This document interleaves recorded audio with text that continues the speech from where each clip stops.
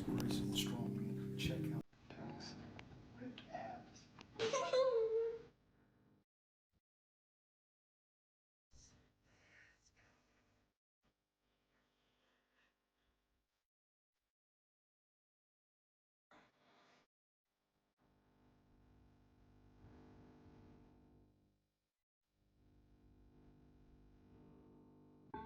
Sometimes I think pain is just a lack of understanding.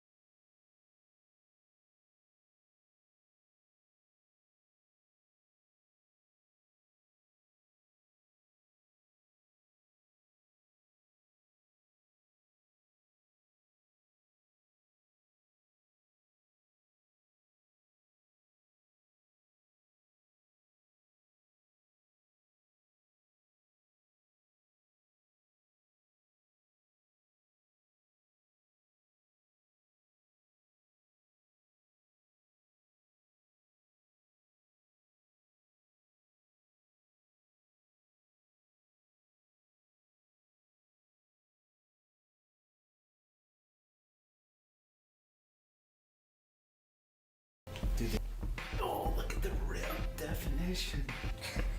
One more time. Biceps. He's only 6 years old. 6.5, weighing in at a mean, lean 48 pounds. One more time on the chest muscle before his head pops off.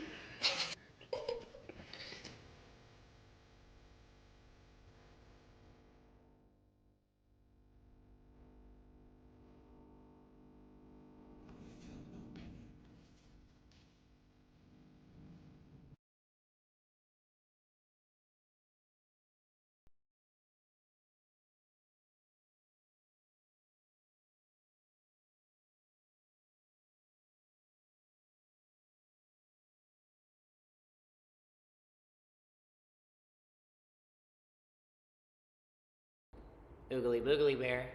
Oh! We're fucking live! No one's got more energy than. Let's go!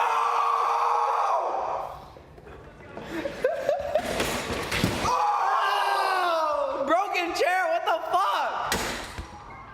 Oh, yo, dude. Kurt What's up, chat? Kurt just broke my chair, okay? Oh, you wanna switch, bro? This is your chair. No, this is my chair too. They're both my chair. Well, actually, my dad gave me this one. Run it! Yo, what's going on? What's going on, chat? Can we get some freaking W's? Oogly Boogly Wednesday! Hey, random human is here. Sarah's here. Lena's here. Anisha is here. Yassine, what's good, little nibba? Oh, yeah. Oh, it's gonna be a good stream. Yo, how many nippers are in here?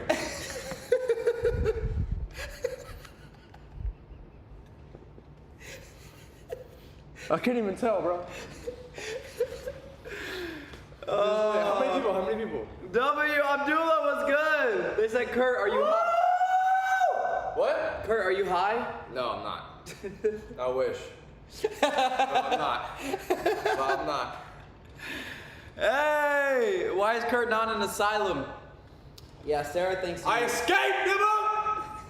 They can't hold me! This is so retarded.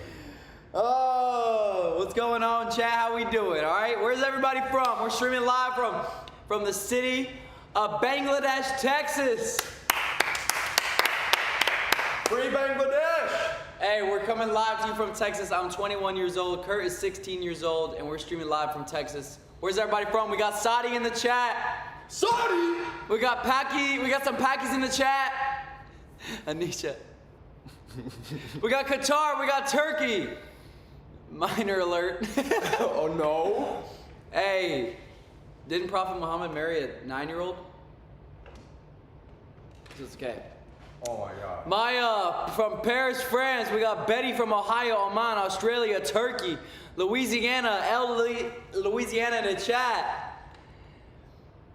Yo, WUS. Thank you, Llama. Who here is from USA, the best country in America?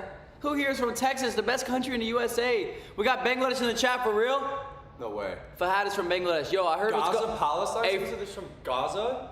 so is someone actually from Gaza? That's oh, my- Canada in the chat. Layla from Somalia. Sarah from Dallas. Oogly Boogly, Germany. Arabia, what's poppin'? Somalia? Oh Yusuf from Dubai, what's good? Yusuf Gaming. Boom Segwa, you're not late, bro. You just got here. What the hell you talking about? What the heaven you talking about? My bad. What the Jenna you talking about? This boy. India, Morocco. All right. Today, What's on the agenda, boy? Today what's on the agenda is I'm gonna be reading some more of this book. Sent to me from Maurice at Dawa Digest YouTube channel. Thank you, Maurice. Maurice W. Sent me this book, and he also sent me my Quran.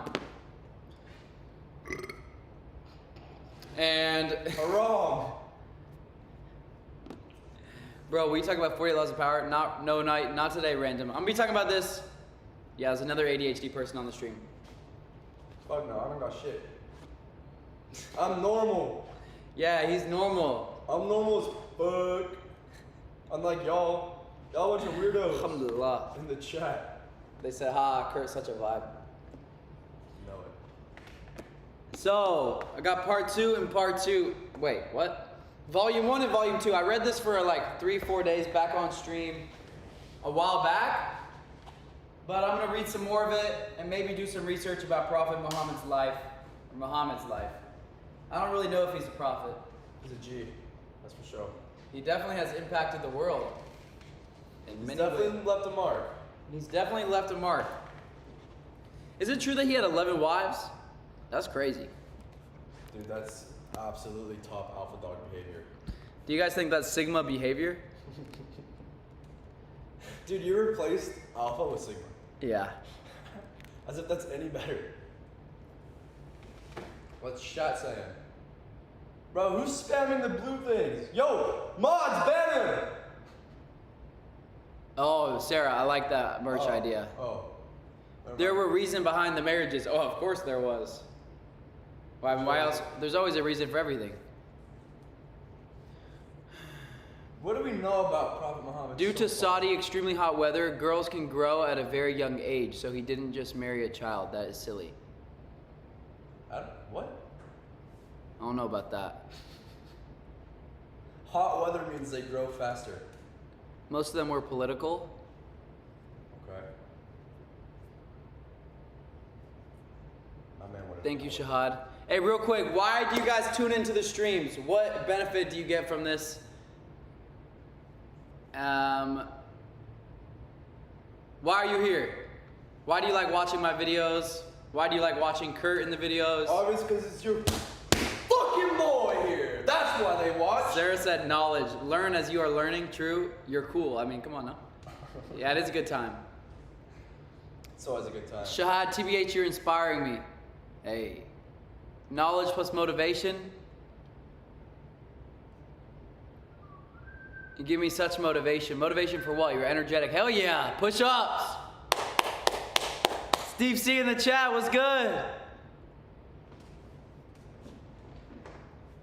NPC in the chat. What's good? Oh, fuck that dude. Fuck NPC. Yo, NPC, fuck you! Nah, he's funny. He's funny. I'm just joking. I love all y'all. Ever hear wrong reason?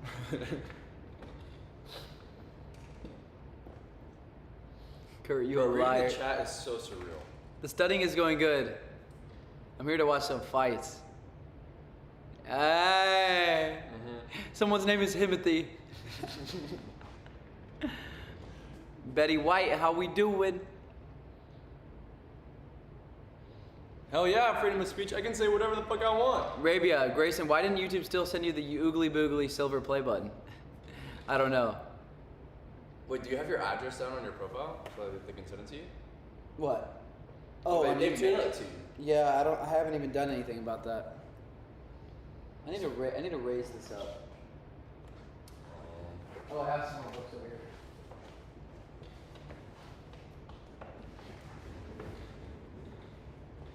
Dude, these chairs are so fun. Although I really got to make sure I don't knock my computer off. Chat, we moved into a house. Grayson got that YouTube money. He was able to afford it. Yeah, I'm in debt right now, actually. I'm major in debt. W debt. Just motivation. Not today, Anisha. There's some stuff being done. Okay, we cannot knock this over. Okay. All right, Kurt, feel free to join me in, but I'm gonna do some research. All right, let's Thank you, learn. Fatima. What's poppin'? I'm not gonna be reacting to anything. I'm gonna be reading. We're gonna read together, chat. Y'all gotta learn. So pay attention! Dude, I just spit everywhere. Kurt just spit on me. Let me shut this. Sit to a pot. Hey, nigga. Oh, sorry. Oh, $20 super chat from Gandaria07. Oh, I can't read it though. Let me see. Indeed, that is my path, perfectly straight. Says who, bro? So follow it and do not follow other ways, for they will lead you away from his way. This is what he has recommended you, so perhaps you will be conscious of Allah. Hey, Gandaria. Hey, I do think it's the straight path. Kurt, do you think Islam is the straight path? I think we all have our straight paths. We just gotta find Kurt our thinks own. truth is... Wait, I don't want to speak for you. Do you think truth is subjective? I think we each have our own truths. So if that means truth is subjective, then yes. I do think so. Everybody has their own truth. We just gotta find it and then live for it. That's the purpose of life. To me, is my personal opinion. The way I view life, my worldview, my philosophy. one that's right. But it's what? Neighbor. It is what? The only one that's right. Yours? No, I'm joking. Oh. Of course not. Everyone has their own way. Hey. Someone said, what's Kurt's channel? Can you link it? I don't got a channel. I should start one though. I'm gonna get some push-ups in. Run it. Let's go, chat. Before we begin reading, let's do some push-ups. 1, 2, 3.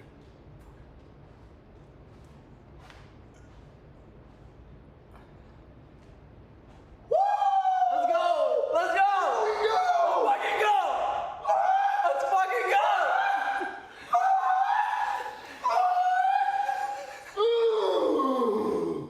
Let's go, neighbor. Keep pushing. Push that fucking ground. Don't stop. Don't fucking stop. Let's go! Keep going. All right, good. Ah! I don't give a fuck!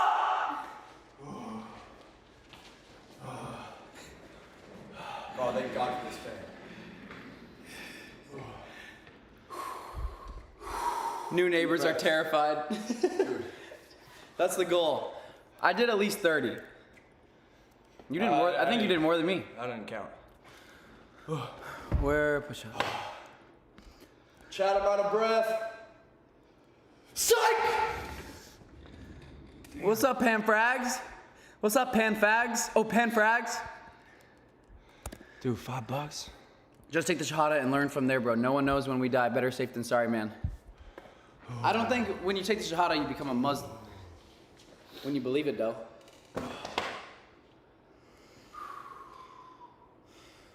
We out here, chat. All right, let's learn something new today. Run it.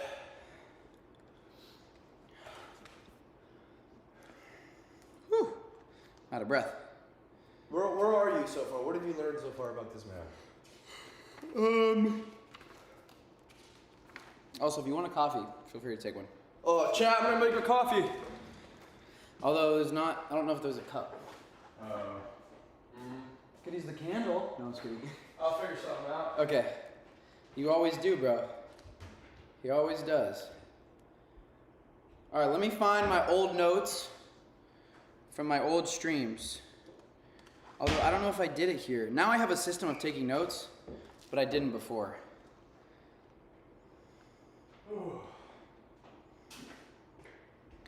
Inshallah. I love learning Arabic.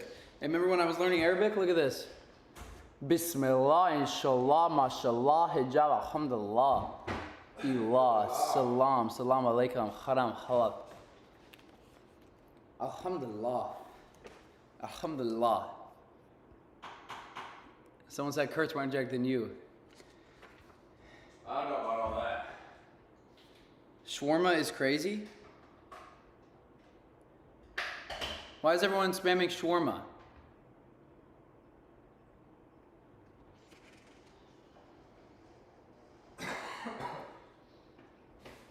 I'm gonna eat some peanuts. Hey, Remy. Kurt, they all want you to scream shawarma. Shawarma? Yeah. Chat, why do you want me to scream shawarma? Is that something bad? Yeah, we're not a slave.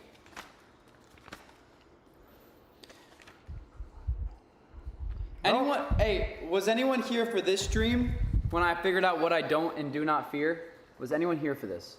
When I meditated and did that? I was there.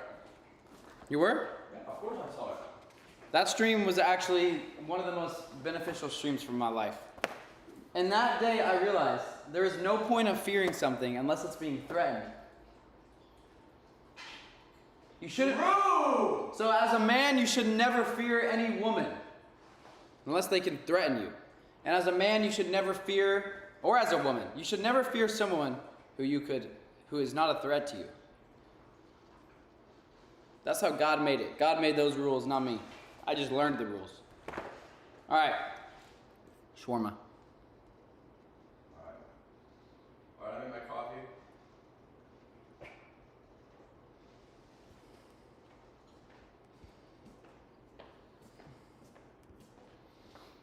So we don't got cups, chat, so I just put it in a bowl. Oh, it's so good. Okay. Immigration to Medina.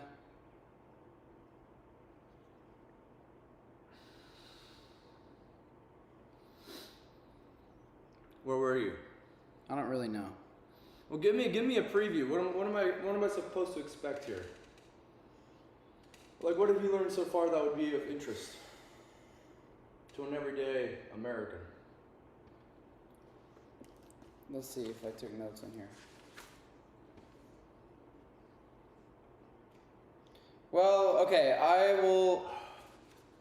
normally when I walk around in the earth, I don't bring around this book, so it's not good to rely on the book. What I learned was that Prophet Muhammad was a dude. W. That's about it. He was born and raised in Arabia. Okay. Which is where the word Arab comes from. Like Arabia, I could gather. Yeah. Could gather. Yeah. It's, okay, like the area of the Arab people. He was born there in like 600. From there, he...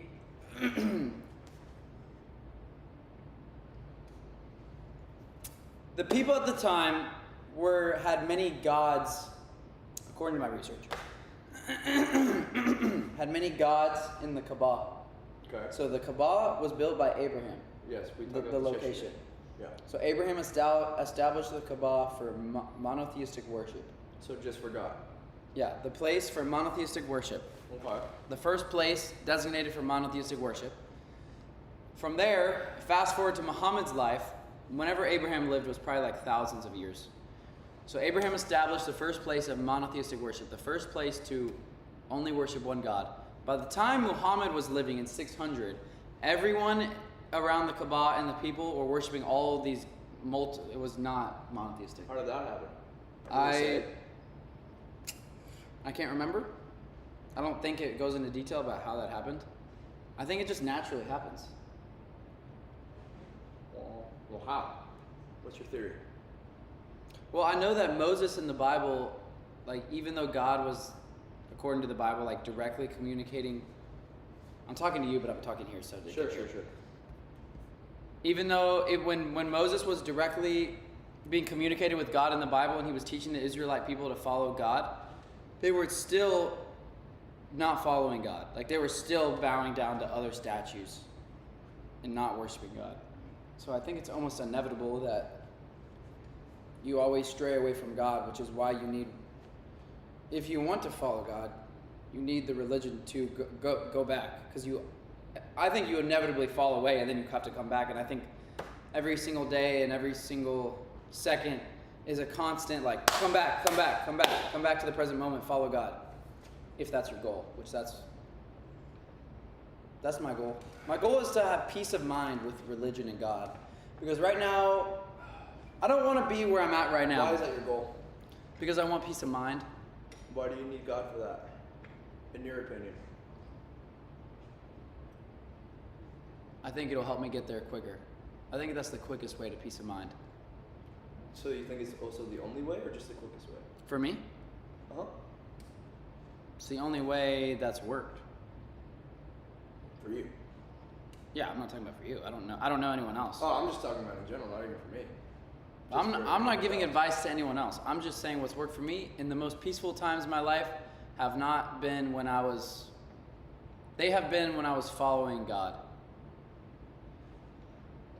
So like when you were And also some of the most stressful times have been when I was following God and I tried to do it too perfect and I was just way extreme about it. So there was no balance. yeah, there was no balance there. Moderation. Chat, everything comes with moderation. Everything is okay in moderation. What about murder? Obviously there's exceptions. Moderation. Let's talk within reason. Well, I guess that's true. Within moderation. Moderation like, within reason. Like if you needed to murder someone, then do it. True. If you needed so it's to. a balance. You're not wrong. So where are you now in your research? Within your books? Like today, Well, just in general, ever since you started, up till today. Summary?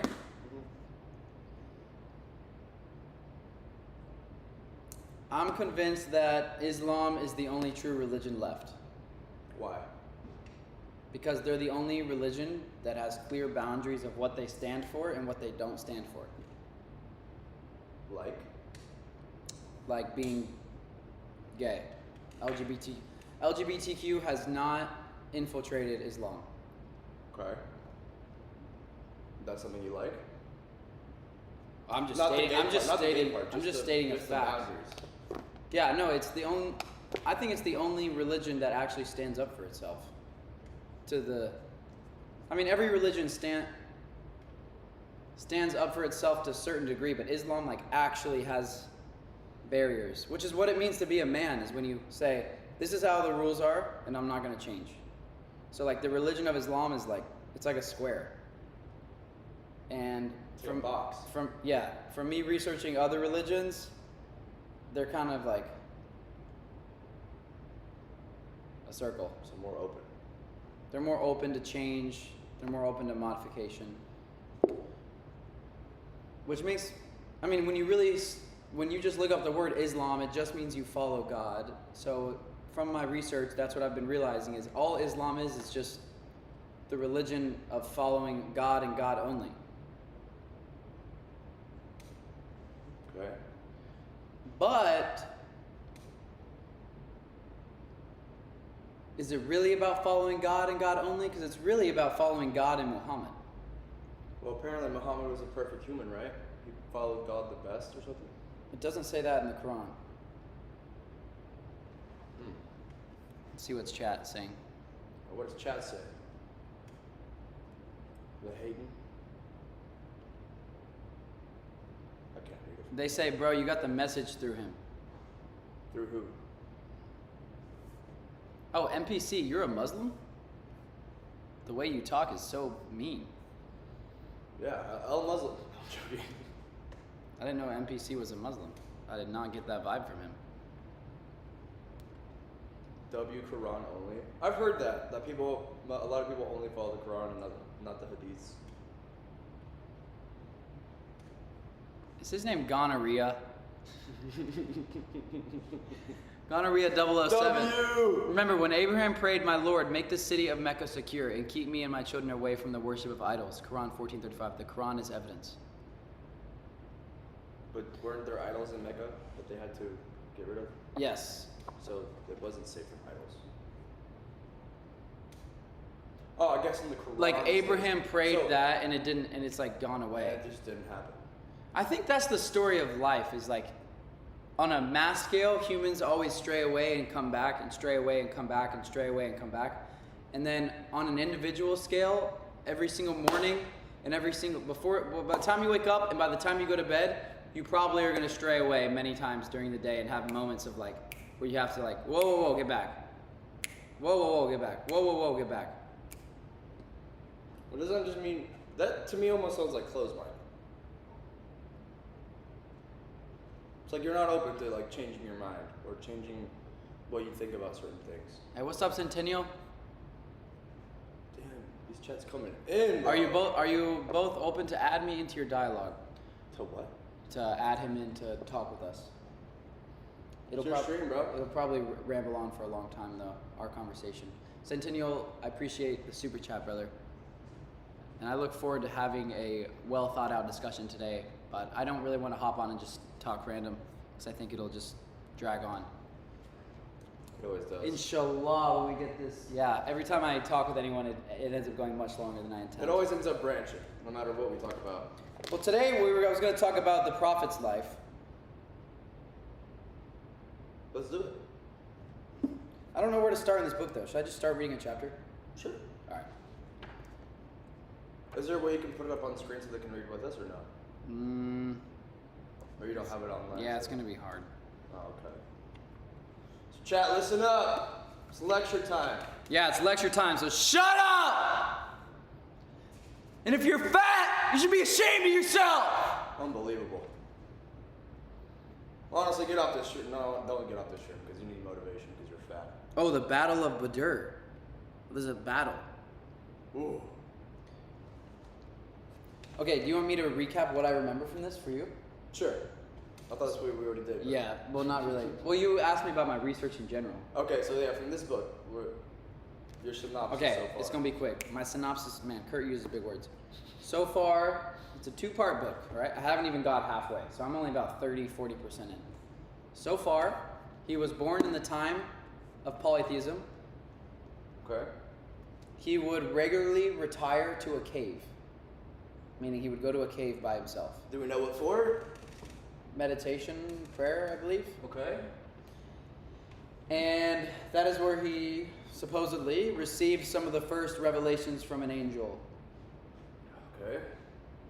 And he was like, whoa. He was terrified. Okay.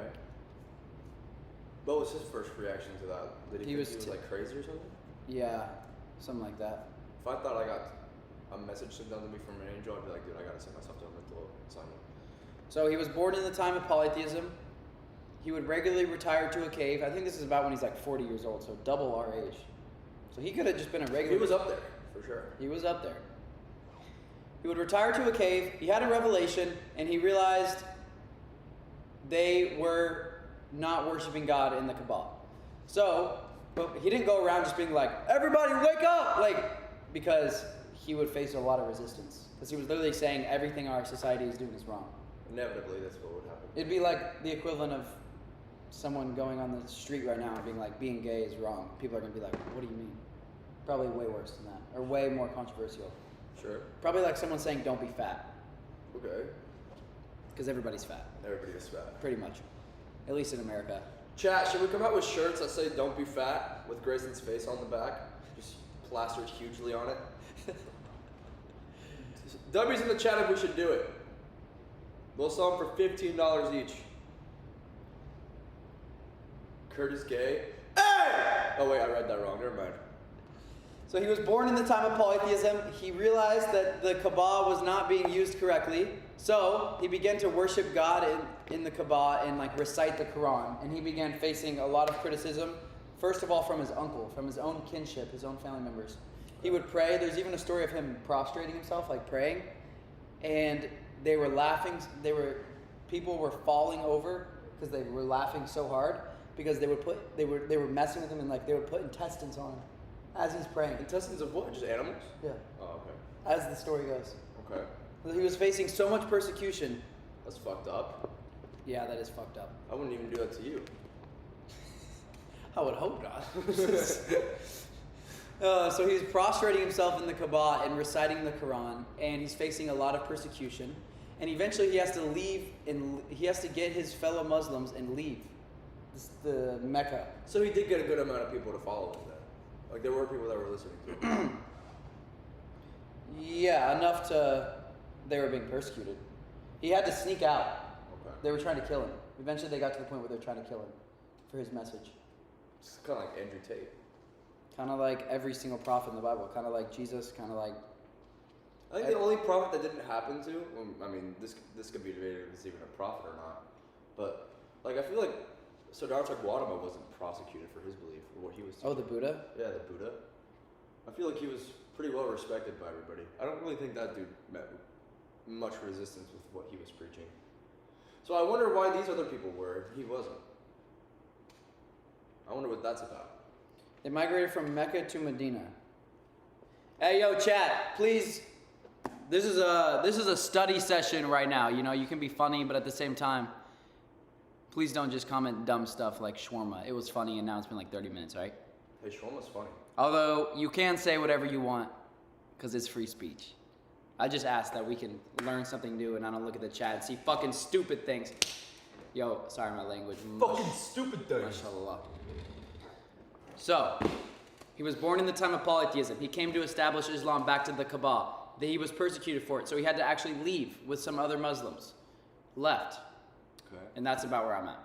So that's where you're at. You just left. So this is where people start saying, well, Islam is a religion of war. Well, yeah, there was war. Because they were being prosecuted. Because they were being persecuted. Okay. I want to hear the story of the guys who were against them. I wonder why they were against them. Like, I wonder if anybody wrote a book about it. about why they were being persecuted. That's not from an Islamic. That's a good point. Like, I want to know what the other side of the story was. Well, like, what about Jesus? Why was Jesus killed? Well, I mean, we only hear about it from the side of Jesus. We don't hear about it from the side of the Romans. We don't know what their points of view were. We only know what their points of view were from the people who were prosecuted. Right? I like to look at both sides. True. How can we do that in this situation? Is there a way to look that up? Coolful147. Remember, Grayson, O Messenger, tell people, if you indeed love Allah, follow me, and Allah will love you and will forgive you your sins. Allah is all forgiving, all compassionate. MashaAllah. Yogurt? Yo, Kurt provides a good point. Why was he being persecuted? Like, there had to be a reason. Or was it just because he was overthrowing the power dynamic? Well, that's what we're told. That's what we're told because... Sarah says they were against them because they were being told everything they were doing, following everything their forefathers were following and doing was wrong. I mean, that's basically like... I mean, wouldn't that happen to you if you tried to go... But was there anything else to the story other than that, or was that it? And how would we know? Because we're only learning about it from the people who were prosecuted. How do we know that's what actually happened? How can we get an unbiased view of, here's what both sides of the stories were, this is why they were prosecuted. We're only hearing about it from the people who were prosecuted, not from the people who were doing the prosecuting. So how do we know that's the truth? That's my 2 cents. That's a very good point. I don't know the answer. Anyone have any... Don't put some BS answer like, oh, it's because of this. Why? Or no. Does anyone know how you can get information on why Muhammad and the people who were following him were being persecuted?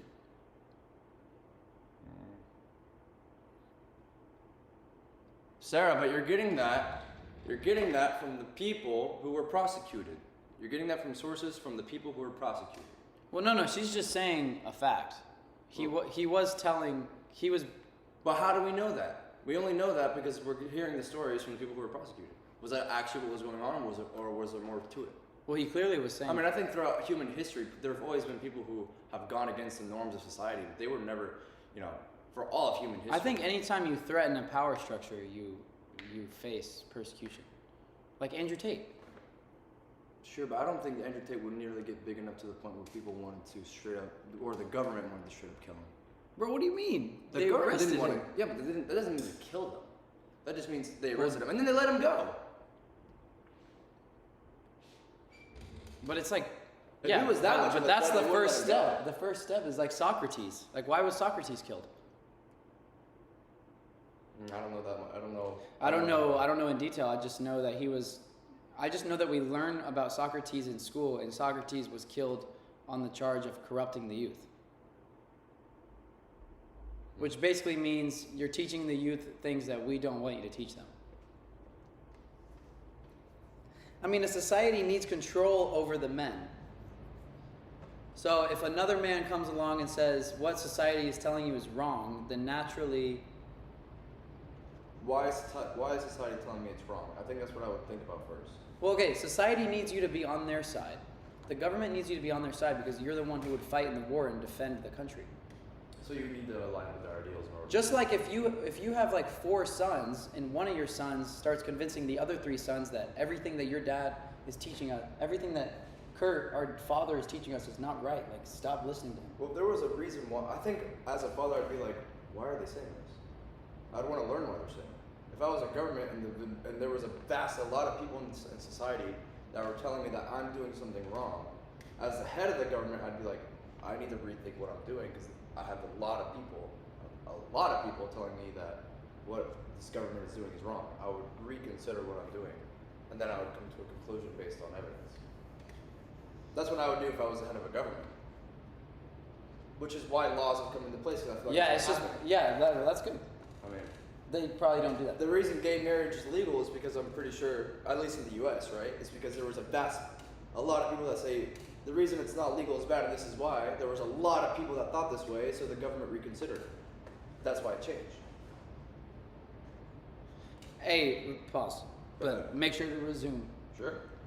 Can you not forget where we are? Sure. All right. Hey, Jones Novus, what's good? Yo! The enemies wrote about it, so we do know what happened. Okay, where can we read that? That would be interesting. Yeah, that would be interesting. Jones Novus, where can we read about that? Muhammad had a clean life for 40 years and even was considered the most trustworthy among them. No, but that's not what we're asking. Yeah, I know, I'm just reading his comment. Jones, I appreciate you always joining these streams and in adding to the conversation as always. Bro, he's such a G. Yeah, you a G for Dude, real. you always Jones come in with Novus. such knowledge, bro. Jones Novus in the freaking chat. W. Jones. W. Jones. Is it Jonas or Jones? Jones, but I used to always call him Jonas because I would read it wrong. So where can you read about it? But we want to read about why they were persecuted from the persecution. Jones, where can we read about it?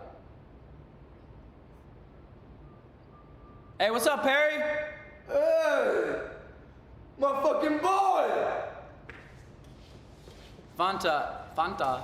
I work different times, different time. Salam alaikum, brother. Peace be with you. Falafel. Changing anyone's beliefs, whether it was wrong or right, will cause persecution. No, I believe Jesus was persecuted.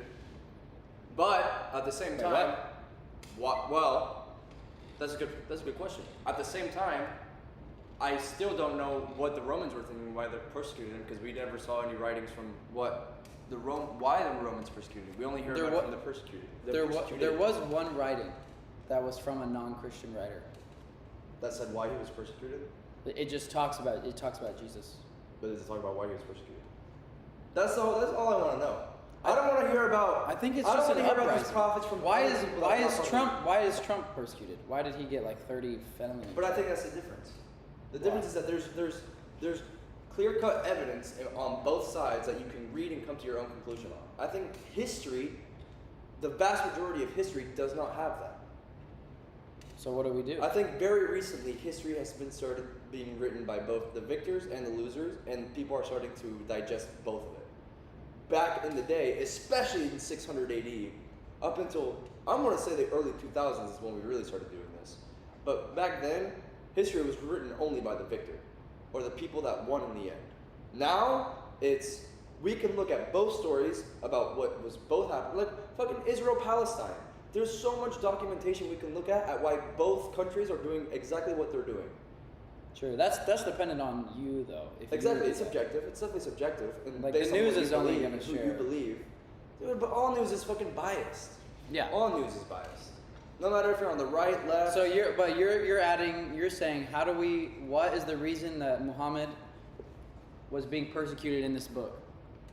Yes. And how do we know? And you it's want to true? know what the real reason was. Yes. But what if the reason was as simple as he was... If it is as simple as just that, which I don't think it is, because there's always more complexities to life than just black and white on a page.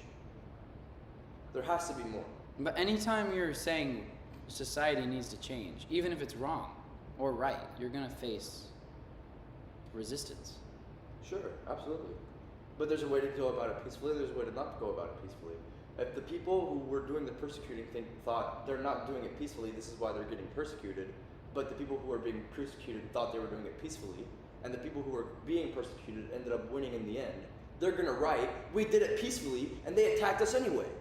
And you're gonna believe them because they wrote the history books. When in reality, maybe that's not what happened. Now, we don't know, because we don't know if there's any written books or anything written by the prosecutors or the people who persecuted the Muslims back in Muhammad's day. Because, I mean, if someone in the chat can link to us something that we can read that can prove to me that I may be wrong in this, absolutely, I'd be willing to read it 100% live on stream and give my take. But that's what I'm saying. I think history, you have to look at it from both sides and then come to a conclusion. Just taking it at face value, I feel like you're not learning that much. If that makes sense. So you're saying you wouldn't No, want to I mean, read this? I would still read it and take it for what it's worth, absolutely. But I would also want to read the other part. I would want to read why it happened according to the other people. Yeah, first I need to read one of them. Sure, absolutely. But this is why I ask questions. I always ask questions. It's good questions. It's good questions. My take is that every time it's like I want to learn something new, it's always just like, what's the point of that? Because the other side, and like, it doesn't. Using this philosophy, like, how do you ever get anywhere? Well, I think you can get more if you know both sides anyway, because then you can come to a real conclusion. If you know both sides, if you only know one side, and this side claims the truth, and there's nothing written against it, right? But you Because can also maybe just it's test it. prosecuted Like, the you can entire just time. test what. Yeah, like, I mean, the history you won't really know, but you can also just read the Quran and test it. Sure, Like, absolutely. you can just do what it says, and if it's making your life better and the life of the direct people around you better, then it has now become true. Yeah. Right? Yeah. Okay. I can get down with that. At least, what Kurt is saying. Then you can't say that the Bible isn't true for Christians then, because to them it's made their life better. It's made I the didn't. lives of I haven't. right. Yeah, but I'm just I haven't saying, said that. This is mostly for chat. Oh, all right. So if you're gonna go ahead and say that the Bible isn't true, but then Christians say yes, but it got me to stop drinking. It got me to fix my life up. And I'm not Christian, by the way. This is just for my observations. I haven't, it got me to stop drinking. I had a come to Jesus moment. I started treating nature better. I started treating the people around me better. I got closer to my family because of it. Well, undoubtedly, right? And you look at that person, they're a much better person than they were before, and they claim it's because of Christianity and their belief in Jesus, then undoubtedly it's going to be true to them. There's not going to be much that you can do to change their mind. Already I agree to with them, Kurt. they completely change their life for the better. The same thing with Buddhism, the same thing with Sikhism, the same thing with Shintoism, the same thing with every religion. I agree. So Hey, I'm with you. We're doing all this research and making all these videos online about religion and me basically come to the conclusion that I think the Quran and Islam is the closest, is the true last religion. I believe that. I used to, as a strong Christian, think that I needed to go out and like convince everyone to be a Christian. And I'm now realizing it's so pointless. Like, it's like walking up to someone and telling them that you have an apple and they have an orange and that they should only eat apples. And you're like, bro, this orange is amazing. You're like, dude, you should only eat apples. Like, the orange is not true. The orange is not true. When they've ate the orange and it tastes so good. You know what I mean? sure. I think you should only be, there's no point of like going out and like knocking on someone's door and being like, you should accept this, unless they express that they're not happy with their life and they want something to change. And you say, you could do this, Yeah, absolutely. I agree with Kurt that like, it's not like, the Bible isn't true, the Quran is true. Buddhism isn't true, the Quran is true. Like it just... That's why I think it's subjective, because if truth is whatever makes your life better, then shit, it's all truth because it makes your life better, according to the people. I mean, I'm just going off of what you said truth was. What did I say the truth was? Well, I mean, if you test it and it makes your life better, then it's true. If you test it and it makes your life better, and, well, I also said and for the direct people around you. Right. Not their emotions. Which you can, Not their emotions like, oh, I don't like that you have a beard now. But if that has nothing to do with right, life. but if your religion preaches to treat others the way you want to be treated, which we can go on and say that you don't really need religion for that, but let's say you learned it because of religion, which is a great thing, good for you. Well, then what is religion? Let's define religion. Wait, should we just turn this into a talk? Should I end it Well, I with do it? want to go into that. I do want to actually read it. So maybe after we talk, then we can just, read and actually study, and we can banter about the life of Prophet Muhammad, because it is interesting. He sounds like an interesting fella. Okay, so I'm on chapter 3. Wait, you got a super chat phone? Yeah, Kurt, that can be said about everything. That's why we have a chain of narration. I think he's referring to the... I don't know what the chain of narration does, He's other than prove that that came from there. I don't know what that has to do about a truth claim. All that does is just prove that, yeah, this came from this fella. Me and Kurt always go back and forth between like, what is truth? Is truth subjective? Like, if it makes your life better, is it true? Or is there... I mean, to that person, it absolutely... Wait, but it has to make your life better and the life better of people around you. For example, like abortion cannot be true. because it directly destroys another living human that didn't do anything. Sure. It's literally because of your actions that the human is now being grown inside of you. Okay. So like if someone were to claim like, oh, I should abort my baby because it makes my life better, it's gonna make my life better, therefore it's true. But it's making your life better and the direct people around you. Okay. I think people would argue, okay, but is that unborn baby really a person or not? And then you would have to get into the science behind it. I mean, if you treat people how you want to be treated, I don't think anyone wants to be aborted or wanted to be aborted. Sure, but but at that point, do people even know what they want when they're just a cell? No, but neither does a 1-year-old. They don't even know what's happening. Sure, but a cell is even less than a 1-year-old. I mean, a 1-year-old is like 10 times the size. No, I'm not getting into the weeds of abortion. Yeah, me neither. I'm just trying to say. No, you are though. I'm trying not to. But I'm saying that truth is true subject. We and Kurt always go back and forth on this, and I don't really know where I stand. Because Kurt makes a good point that like all religion, if it helps someone, if Buddhism is the reason that somebody stopped being an alcoholic, or they stopped beating their wife or something because of Buddhism, then that makes it true, right? or that way of life true at least. And it becomes true to them because it's helped them. So there's not going to be much you're going to be able to do to change that person's mind. Just like the way you guys feel like about Islam, there's not going to be much to be able to change your person's mind, because to y'all it's helped y'all's life so much, and it's helped you guys through tough times. It's the same thing with like but every religion can claim that. So how are you guys, who are not going to change your mind for the same reasons, thinking that you're going to be able to change the minds of other people who have their religion for the same reasons? I mean, it's like. But I think it's overgeneralizing to think that all 250 people, not everyone in here is Muslim. It's definitely majority. That's what I mean. Yeah, I'm not saying everybody in here is a Muslim. I'm talking. But even the Muslims, it's not like every Muslim is walking around trying to tell you to be a Muslim. No, of course not. That's not what I'm trying to say.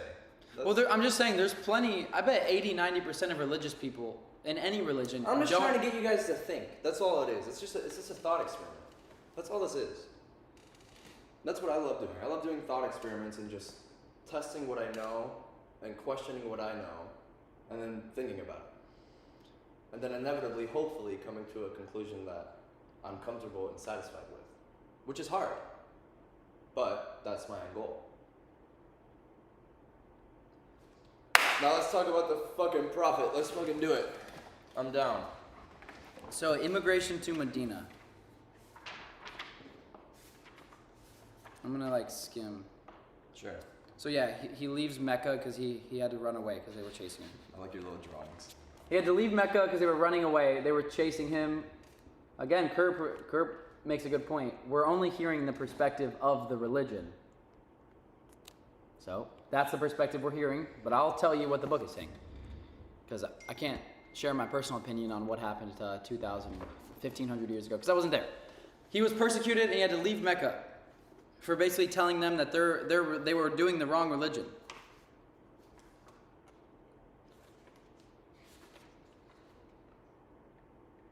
Sorry, chat. Alright, let's run it. So we're at the part, he gets called by God. I'm listening, brother. Keep going. Alright, to simplify yet again. My name is Gracie Brock, I'm 21 years old, I'm currently streaming live from Texas. Me and Kurt are streaming live from Texas. If you would like to directly support the stream before they cancel me and help me continue to document my life online, you can purchase me a coffee below. If you're fat, do not purchase me a coffee below and instead use that money to get a personal trainer. Okay. Some fucking dumbbells.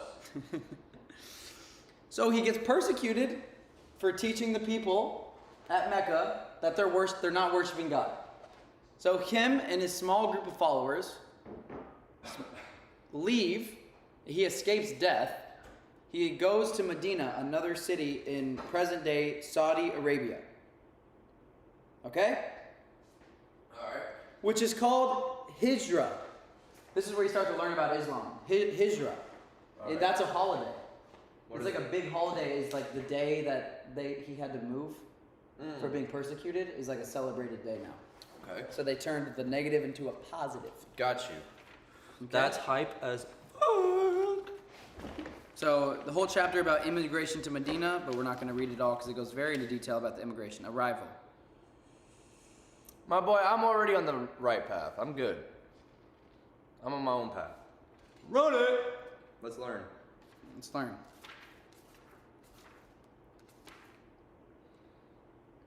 Okay, foundations of the Islamic society and state in Medina.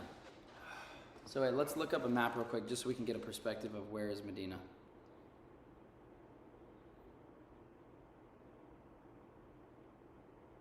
Alright. So he went from Alright, so it's boom to there, Saudi. there to there. Right next to Egypt. That's who we talked to yesterday. Uh-huh. We talked to a guy named Mohammed from Egypt yesterday over the phone who helped me set up my Wi-Fi. And He was dope. I told him my Wi-Fi password is "don't be fat," and he liked it, I think. So he went from where's Mecca?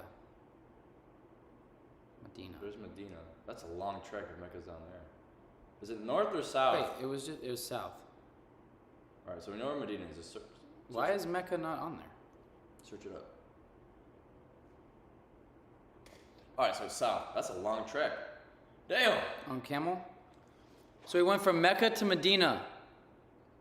Okay. That's a long Construction of the first mosque. Some Muslims had begun to pray on the spot at which the Prophet's camel had halted.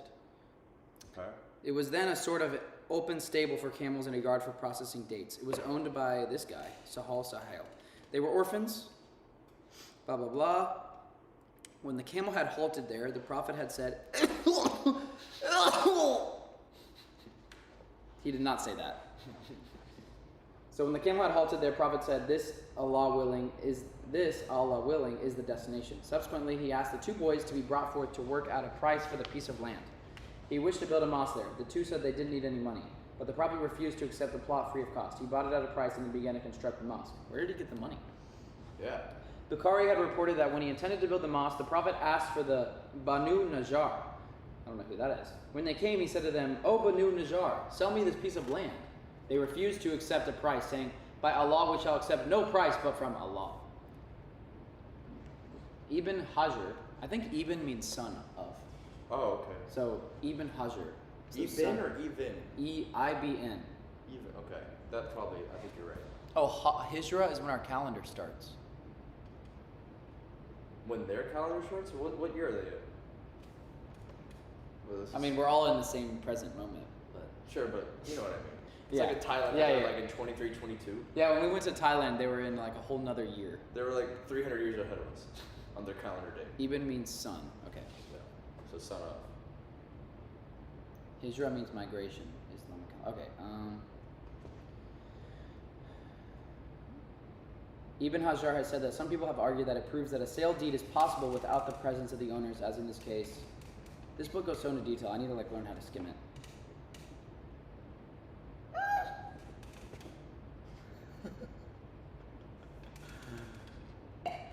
No, but what the hell? Let's just wait to read this in a sec. Oh my gosh. This load. Okay, so they established the first mosque. During the construction, the Prophet gave a preference to anyone who excelled in trade.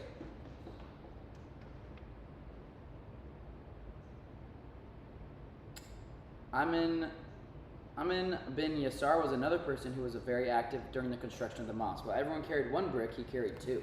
One for himself, another on behalf of the Prophet. The Prophet passed his hand over his back and remarked, "O son of Sumayyah, you shall have twice your reward. Your last meal will be milk, and you will be killed by a rebellious party." Oh. Whoa.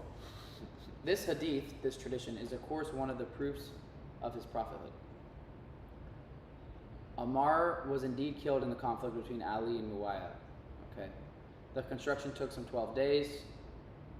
It was after its completion that the quarters for his wives were built in the same manner. W. And it was after the construction was complete for them that the Prophet moved out from the house of Abu Ayyub. Both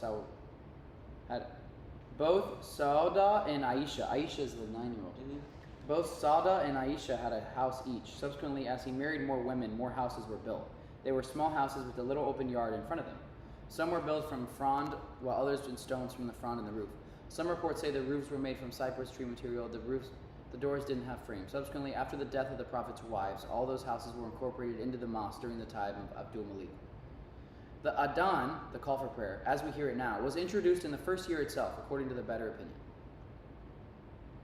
Abdullah bin Zayd dreamed the words, so the Prophet ordered Bilal to call out using those words. When Umar heard the adhan, he came up saying he too had heard the words of Abdullah bin Zayd in a vision of his. Okay, so the mosque remained as built by the Prophet. Wait, what is this mosque presently called? So are you following, Kurt? Yes. For anyone who's not following the story, 10-second summary. First, my name is Grayson Brock. I'm 21 years old. This is Kurt Toysher. If you'd like to directly support the stream, you can buy a coffee below, which helps supports me documenting my life. Regarding what we're researching today, we're researching the life of Prophet Muhammad. He was born in Mecca. He taught Islam. Then he was persecuted for Islam. Islam simply means following God and God alone. He was persecuted for that, so then he moved to Medina, another city north. He went by camel, and now he just built the first mosque there. That's where I'm reading in this book. Jones Novus. Michael Hart, non-Muslim, wrote the 100, a ranking of the most influential persons in history. That's one of the sources. Yes, there is such a thing as objective truth, guys, or else we're playing in the realm of this makes me feel good game, so everything can be true. What's wrong with that? You make it sound like that's a bad thing. Kurt provides a very interesting insight. Many thoughts that I would have never. There was one thing. Do you remember when you watched that one Reaver who's like, I explained Islam in 9 minutes and 30 seconds? Do you remember that dude? When you watched that video? Yeah. There was one thing that I saw in there that I didn't understand. He was like, if there was no creator of the universe, then that means that time is just infinite, or something like that. And he was like, but it has to have a beginning. And I was like, and he said that's illogical. And I was like, how the fuck is that illogical? I was like, that's illogical to you. That's illogical to people who think it's illogical. But how is that actually illogical? So when you The hell? So when you question things like that, I think it just makes you think, which is why I love doing it. There must be truth though, because math is true. Yeah, but math is just a model. But it So is proves physics and science. They're just models. But it's objectively true. For example, if you were doing a math problem, right, and you wanted to solve for the log of whatever you wanted to find a number, and you type it in a calculator, and your calculator gives you 73 point, and it's infinitely long. What does that mean? Does that mean that it has an end? There's no beginning to it either. But there must be a beginning. Well, if it's infinitely long, where's the beginning? If it's infinitely long backwards, we would have never got to today. Why not? How would we have got to today? I mean, we're living in it. Which, that proves that there was a start. Why? There's a start to our life, yeah. Because if it was infinitely backwards, we would have never gotten anywhere. It would have never actually started. Well, we're just on the timeline right now. But the timeline never started and it never ended. I think And it never ends, I think sorry. it's impossible to be infinite backwards. I don't think so. And I don't think there's any good argument as to why not. At least not to me. It doesn't seem illogical. But like the reason we're alive in this moment is because yesterday existed. Sure. And the reason yesterday yesterday existed was because the day before. Sure. So if it has to, And then it just keeps going. so it but that would mean time could be going backwards too. Well, then you makes you think, okay, so God is just be above it all then? What sense is that? How is that even any more logical? Why doesn't he have a beginning? How, like, you see what I'm saying? Well, if time is not infinitely going backwards, why doesn't God? And the claim of, oh, well, it's just because he's God. It's like, bro, do you hear yourself? That doesn't sound any more logical. That's where the belief is. But you see what I'm saying? Do you at least see what I'm saying? I mean, how did the universe start then? Dude, I'm not gonna claim to know. I'm not that arrogant and I'm ignorant when it comes to that stuff. But I'm not gonna make a claim without sufficient evidence. I'm not saying I don't believe in God, but I think it's just ignorant to think that, oh, well we know. Like, no, we don't know. We have no idea. We can only claim things. That's what I do. Jones Novus. Example, I feel like a toilet today and it really makes me feel good to be a chair. Hell, I'm even attracted to my pillow. It makes me feel good. Good for you, brother. That's awesome. Keep going. So what if your dad said, I want to become a woman? Because it feels true to me. I would feel like that's very weird. But I wouldn't be like, oh, you're wrong. I'd just be like, bro, you're weird. That's weird. I wouldn't recommend it. It's gonna change the way I look at you. But I mean, if that's what makes you happy and that's what you're doing, then fucking shoot for the moon, my boy. But it's also gonna be. Kurt makes a good point. It's also gotta be for within reason, bro. Like if they're gonna go around and say, "Oh, what killing makes me happy," it's like, all right, brother, but what you're doing, making your life better, but you're fucking affecting the people around you. So we gotta stop that. I feel like if you're affecting the people around you in a negative way, then obviously what you're doing is not positive. Kurt makes good points. It's nice to have another fresh perspective. Let's keep reading. Go ahead. Jones Novus. W. Jones in the chat. W. Jones. This is a smart cookie, bro. He's cool. Yeah, I like your insight. I do too. W. Himothy. Just joining. Who is Kurt? Me. He.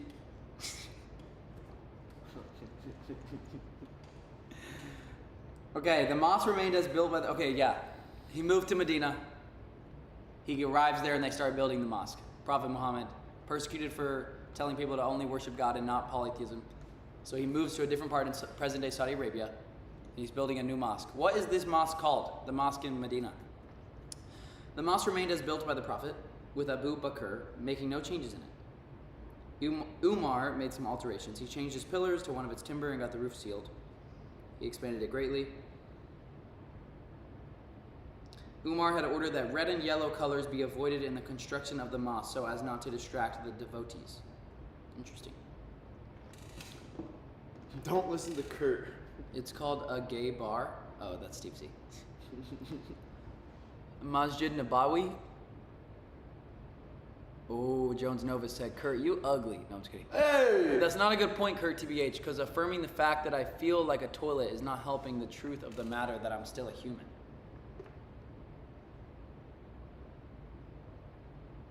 Wait, what? Affirming the fact. Oh, it's a microphone. Oh, affirming the fact that I feel like a toilet is not helping the truth of the matter that I'm still a human.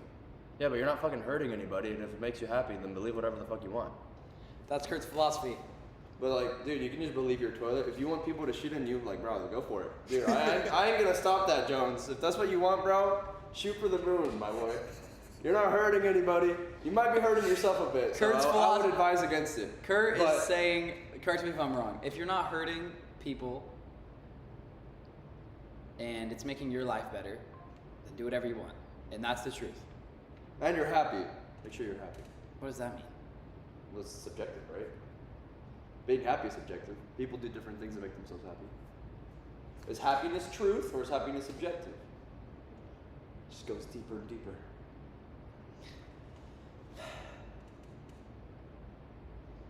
I feel like y'all don't listen. I don't feel like y'all don't think about this stuff as much as we do. I think about this stuff all the time. Yeah. There's stuff that goes around in my head all the time. Just thoughts like those. And I'm like, huh.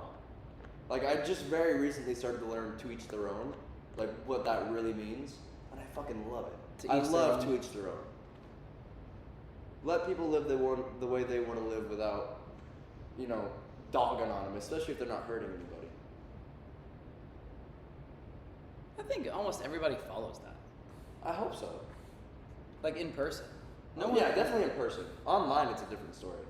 But in person, everybody is pretty respectful of other people's beliefs. I just wish it was also online, but it's just not. I don't think it's ever going to be. People are always going to push their beliefs online. Well, because online people are not afraid of physical violence. True. That's so true. So a person can say whatever they want online, but they would never say it to my face or your face. Almost ever. That's true. Chat are really big, so. You wouldn't want to say it to my face. I mean, they don't. You can literally see it. Dastin, Kurt, I so agree with you. If you are not crossing anyone's lines, do what you want. Wait, but I think every religion agrees with this too. Like, this is exactly what Islam teaches, is that... Let me get...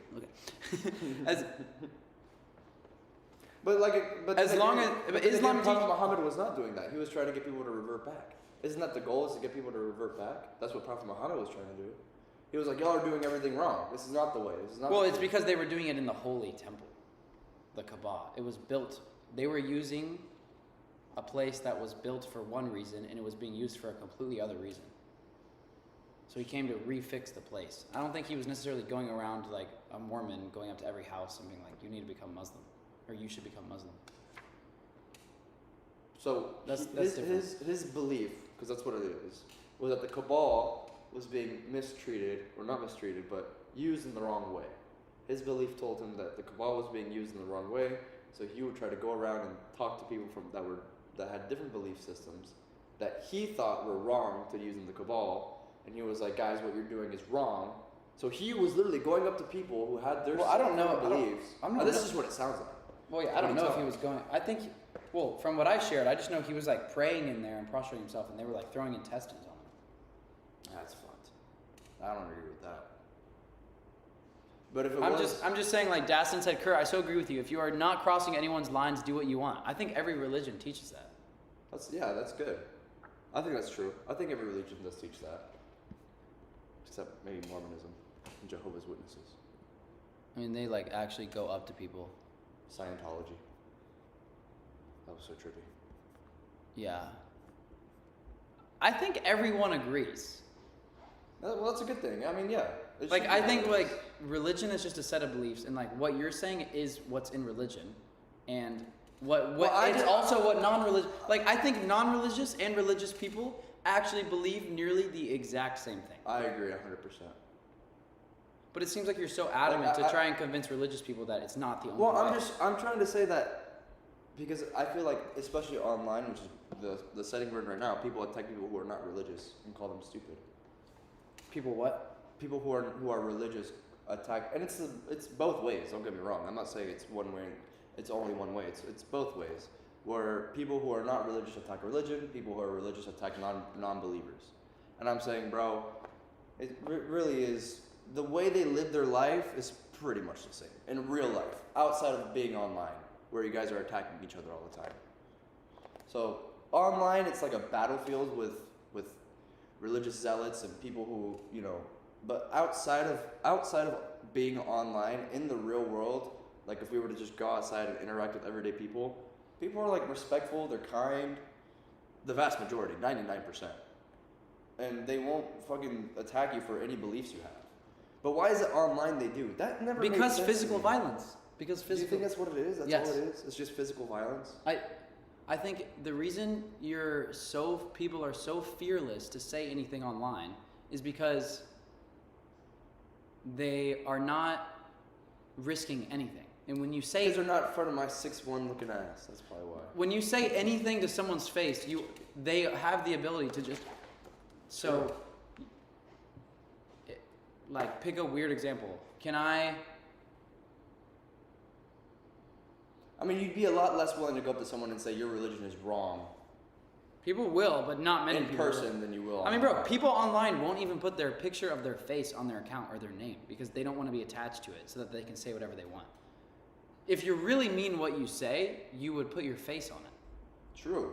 If you really thought what you were saying was true and you were willing to stand up for it, you would put your face on your account. Every single person, nearly. Lena has her face, it looks like. So does Afet. I don't know if she's in the chat. Yeah, Afet has her face on there. She has her face on there. Yeah. Honestly, if your face is on your profile picture, I feel like your word means a little bit more to me. Oh, it means way more to me. To me. Me personally, I feel... Well, anyone, you're willing to stand for it. Even if you're fucking ugly, at least you're standing up for what you believe in. Even if you're fat, even if you think you're ugly or you think you're fat, and you still put your profile picture as your face, bro, that shows so much more confidence, and it makes me respect what you say a lot more than someone who has a fucking anime waifu with big goth titties on there. I mean, 100%. It's just fact. What about someone who What about a Muslim girl who doesn't want people just to stare at their face? Wait, don't.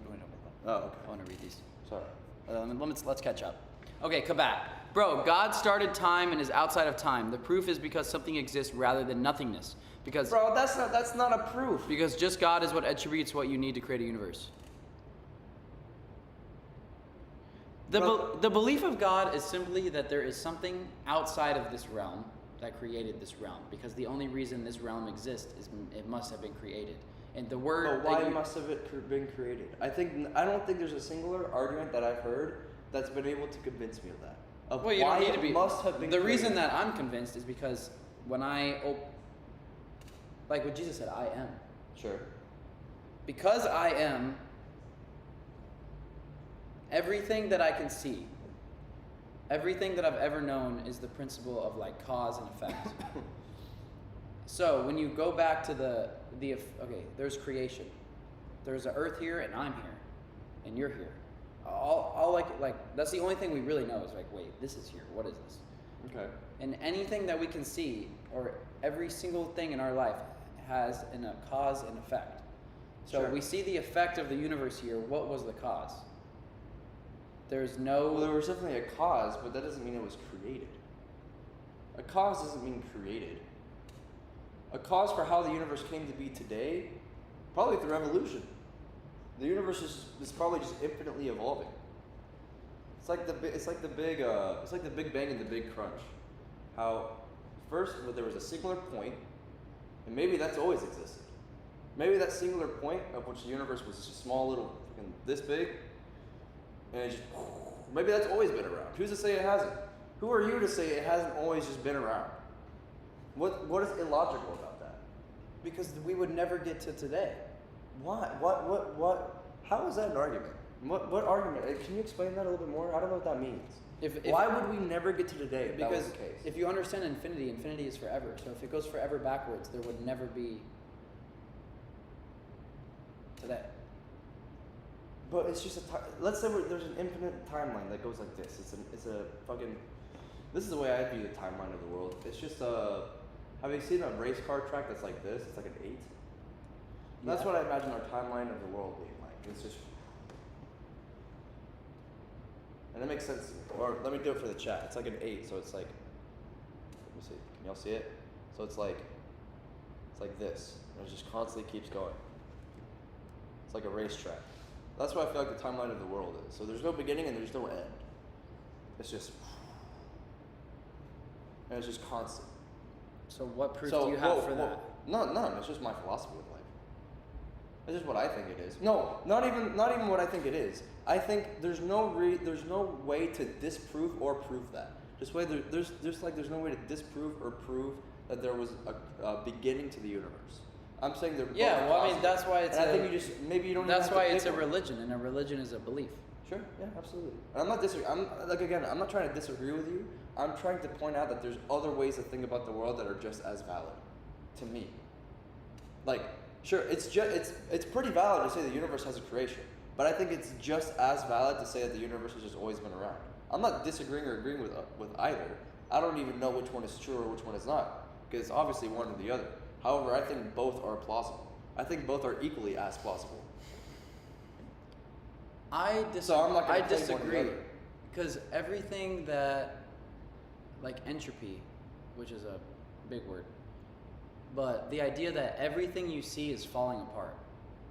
Okay. So how would the universe get to where it is today if it's infinitely been falling apart? How would we, like everything you see, including my body, your body, this tree, the grass, this bed, like everything, every single second that's going by, it's unless you're altering it, it's like deteriorating. Like everything is deteriorating. Okay. Earth is gonna be destroyed, Mhm. inshallah. Doesn't that mean God willing? Yeah, So God willing, the earth will be destroyed. yeah. Like I believe the creator of the universe could alternate that. Oh, okay. But according to what scientists believe, like it's eventually gonna, the sun, something's eventually gonna, like eventually everything gets destroyed. Mhm.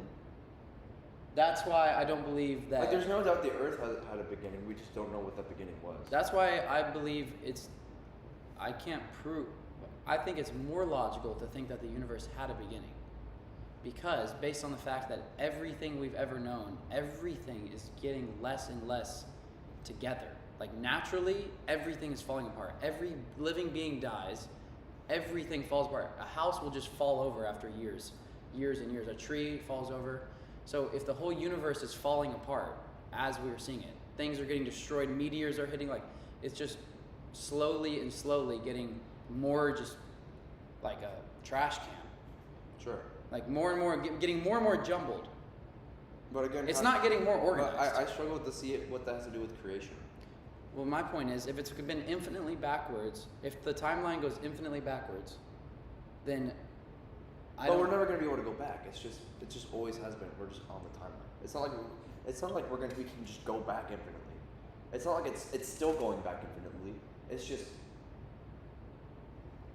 it's moving forward. We're going into the future. What's in the past is in the past. It's just infinitely back. It's not like we can never go back. But then you don't believe in time. I mean, time is a societal thing. We created it. What is time? It's a measurement of like the moment. So it's a model.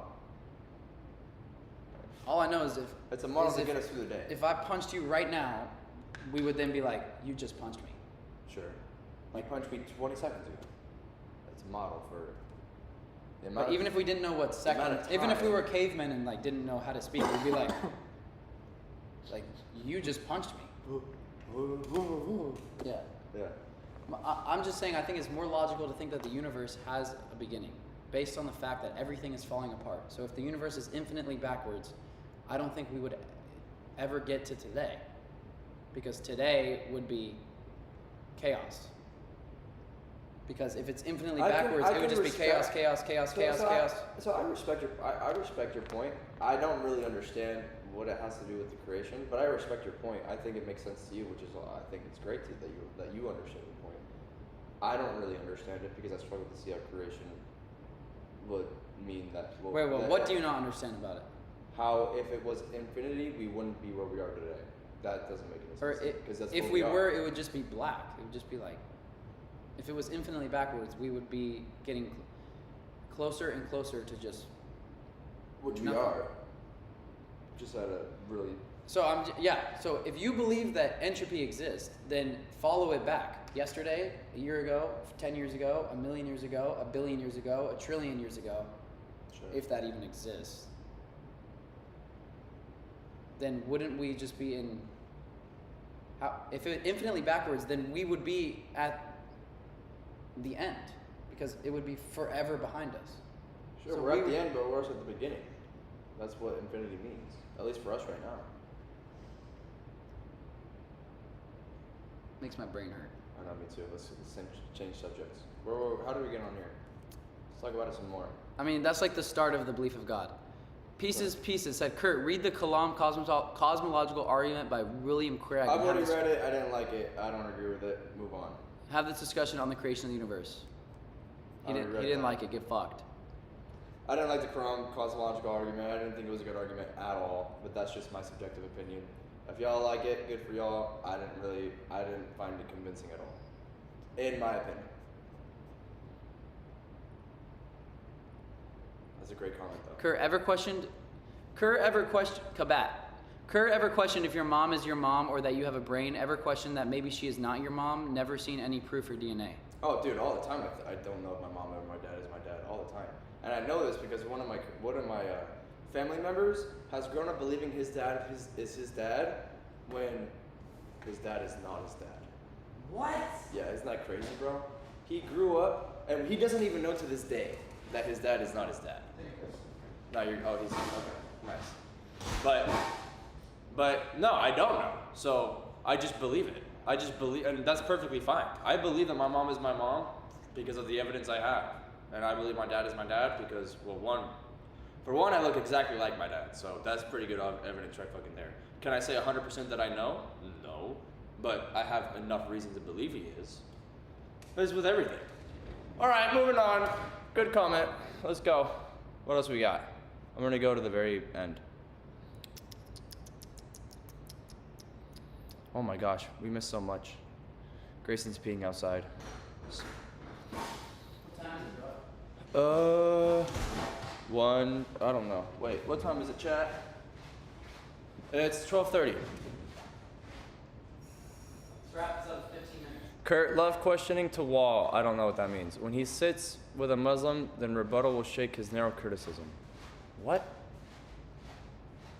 When he shakes with a Muslim, then okay. I don't know what that means, bro. Kurt is a lost soul. I don't believe that. Kurt, how you want to understand if you've not read Quran? Good point. Gotta read it. Kurt, did you just read about the Kalam Cosmological argument, or did you just read the book by William Craig, just to be clear? I actually read it.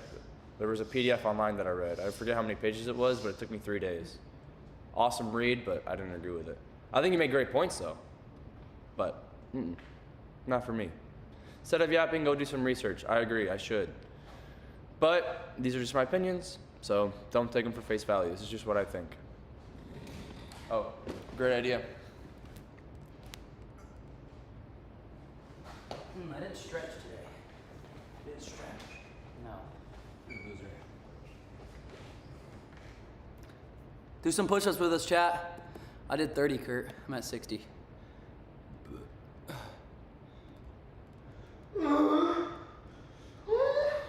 Yeah, Rabi, I agree with you. We were more saying in the perspective of... We talked about the face thing, how you should put your face on there if you really mean what you say. But also, if you take the perspective, if you put yourself in the shoes of a if you put yourself in the shoes of a Muslim woman, they don't want people to look at them for their looks. So they don't want to put their face on there. That's a good point. Do your eyes then.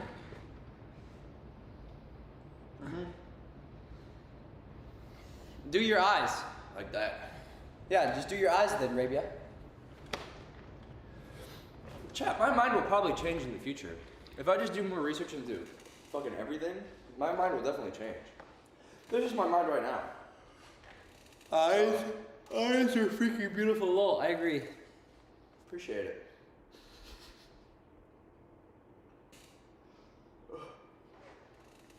I like these talks, bro. You don't have to put your face up there.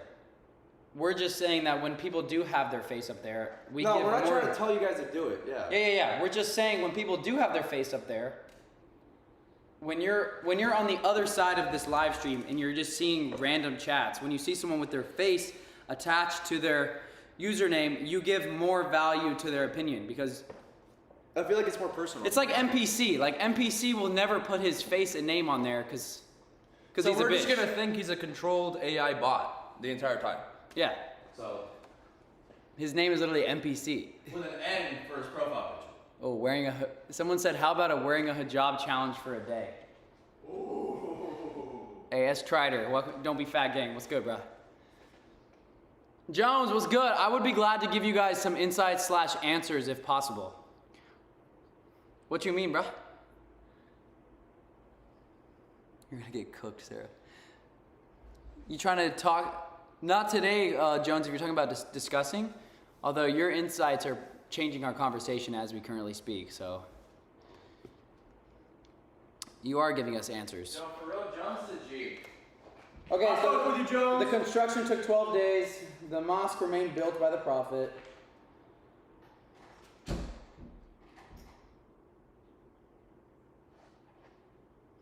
After its completion, the mosque was, first and foremost, a place for worship, but it met with other purposes, such as poor immigrants took shelter in it. It was a refuge for Muslim women who migrated but could not find a house to live in. A place of education for the Muslims, a place where poetry was said in reply to satires against Islam and Muslims. A place where prisoners were kept, especially when the objective was to teach them Islam. They saw the prayers performed and there heard the admonitions of the Prophet and recitation of the Quran. That softened them as it happened in case of Thumma bin Halal. Tents used to be pitched for the treatment of the injured, picked up from the battlefields. It was a place to receive foreign delegates that came to the Prophet. It was a place for distribution of military standards to the troops that were sent out. It was a place for Muslims to meet their leader.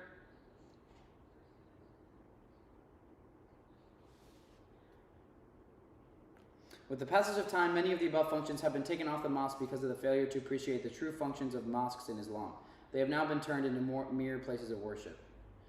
With the passage of time, many of the above functions have been taken off the mosque because of the failure to appreciate the true functions of mosques in Islam. They have now been turned into mere places of worship.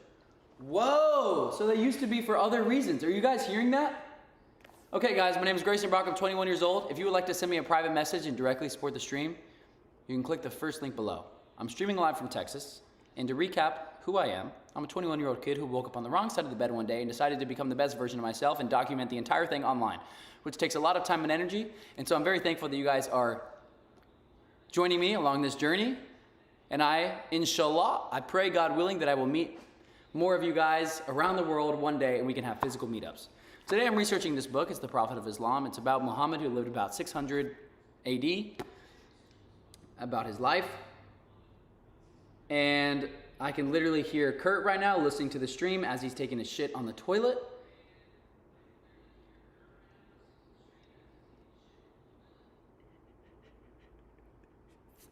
I can hear it out loud. Excuse my language.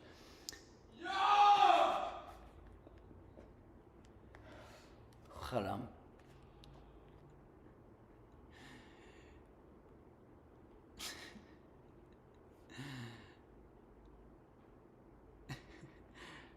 So what I'm researching right now is this book, and it's talking about how Prophet Muhammad got kicked out of Mecca. He had to run for his life and other Muslims, and he went to Medina. This is in present-day Saudi Arabia, and they established a mosque there. And it said the mosque there was built and used. Kurt, listen to this. The mosque there was built for many reasons, or it was used for many reasons, not just worship. It was used for poor immigrants took shelter in it, especially those who were unmarried and couldn't find a house. Poor immigrants. It was a refuge for Muslim women who traveled there and didn't have a place to stay yet. It was a place of education for the Muslims. It was a place where poetry was said in reply to satires against Islam and Muslims. So poetry. Poor immigrants. It was a refuge, education, poetry. It was a place where prisoners were kept, especially when the objective was to teach them Islam. Tents were used for the treatment of the injured from the battlefields. That's number 6. It was a place to receive foreign delegates that came to the Prophet. It was a place for distribution of military standards to the troops that were sent out. It was a place for Muslims to meet their leader. And then this book says, with the passage of time, many of the above functions have been taken off the mosques because of the failure to appreciate the true functions of mosques in Islam. Also, bro, if you need extra soap, I know I didn't put any soap in there. Appreciate it.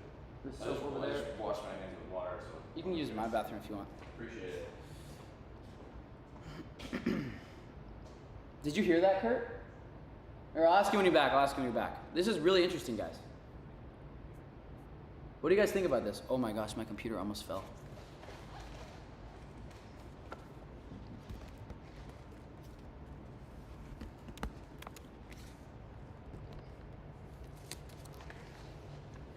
This is really fascinating. With the passage of time, many of the above functions have been taken off the mosque because of the failure to appreciate the true functions of mosques in Islam.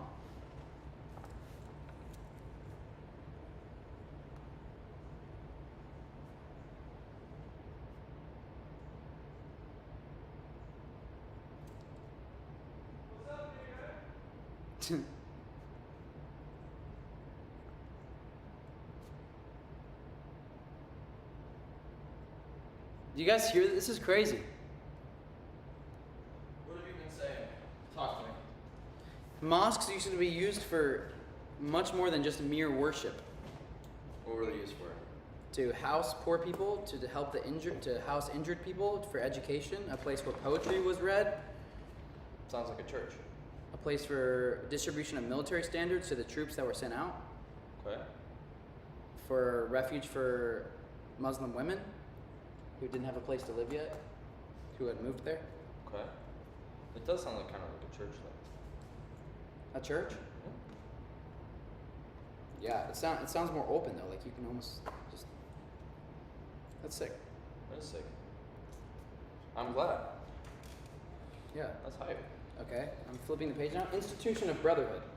When the Muhajir arrived from Mecca, they had nothing in their possession, having left their wealth and property behind. Therefore, although they knew nothing about farming, The Ansar who were farming people, allowed them to labor in their orchards and fields at half the produce as their wage. Some of them gifted away some of their property outright.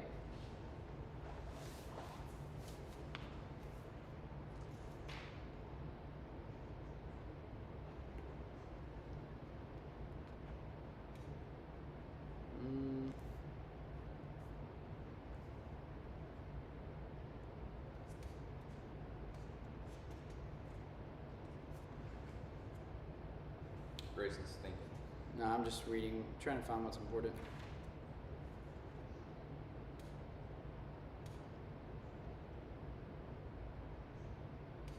The Prophet also declared brotherhood in order to cure loneliness and alienation felt by Muhajir in the new surroundings, and to lessen the grief of being away from their wives, family, and friends. Okay. Oh, because they're immigrants. Remember, they're immigrants from Mecca, so not everyone and their wives came.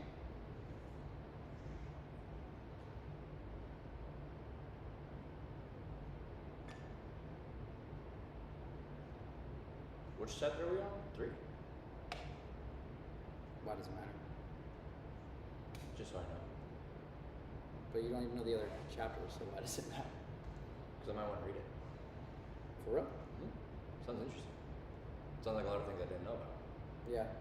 I think 3, I don't know. Like, I didn't know mosques were used for Yeah. rehabilitation centers. I didn't know that. That's sick. Something I would want to learn.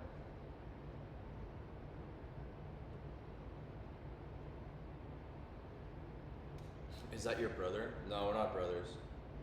We've just known each other for a very long time. Yes, sir.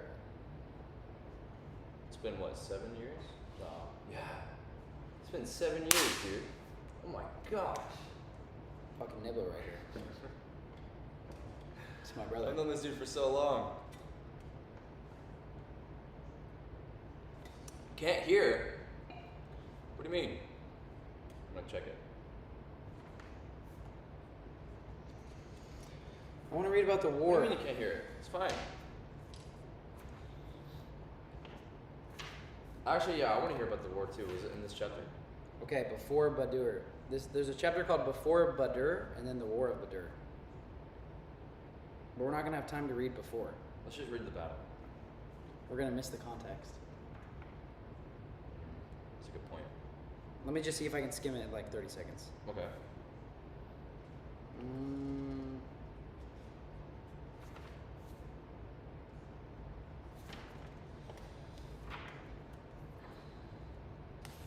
Or should we just ask chat?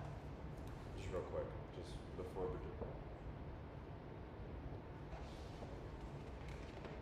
Dude, it's so cool how I can talk to you now. Yeah. That's so sick. I am currently reading a biography of the Prophet of Islam in the light of the original sources and analytic study, Volume 1 by Dr. Mahdi Rizqallah Ahmed, translated by Sid Iqbal Zahir. And I am about to read the chapter that is titled The Battle of Badr. But there's a chapter prior to it that explains what happened before the battle, but I don't want to read it right now. So can you give me a quick 30-second summary of what was going on before the Battle of Badr, based only on this book?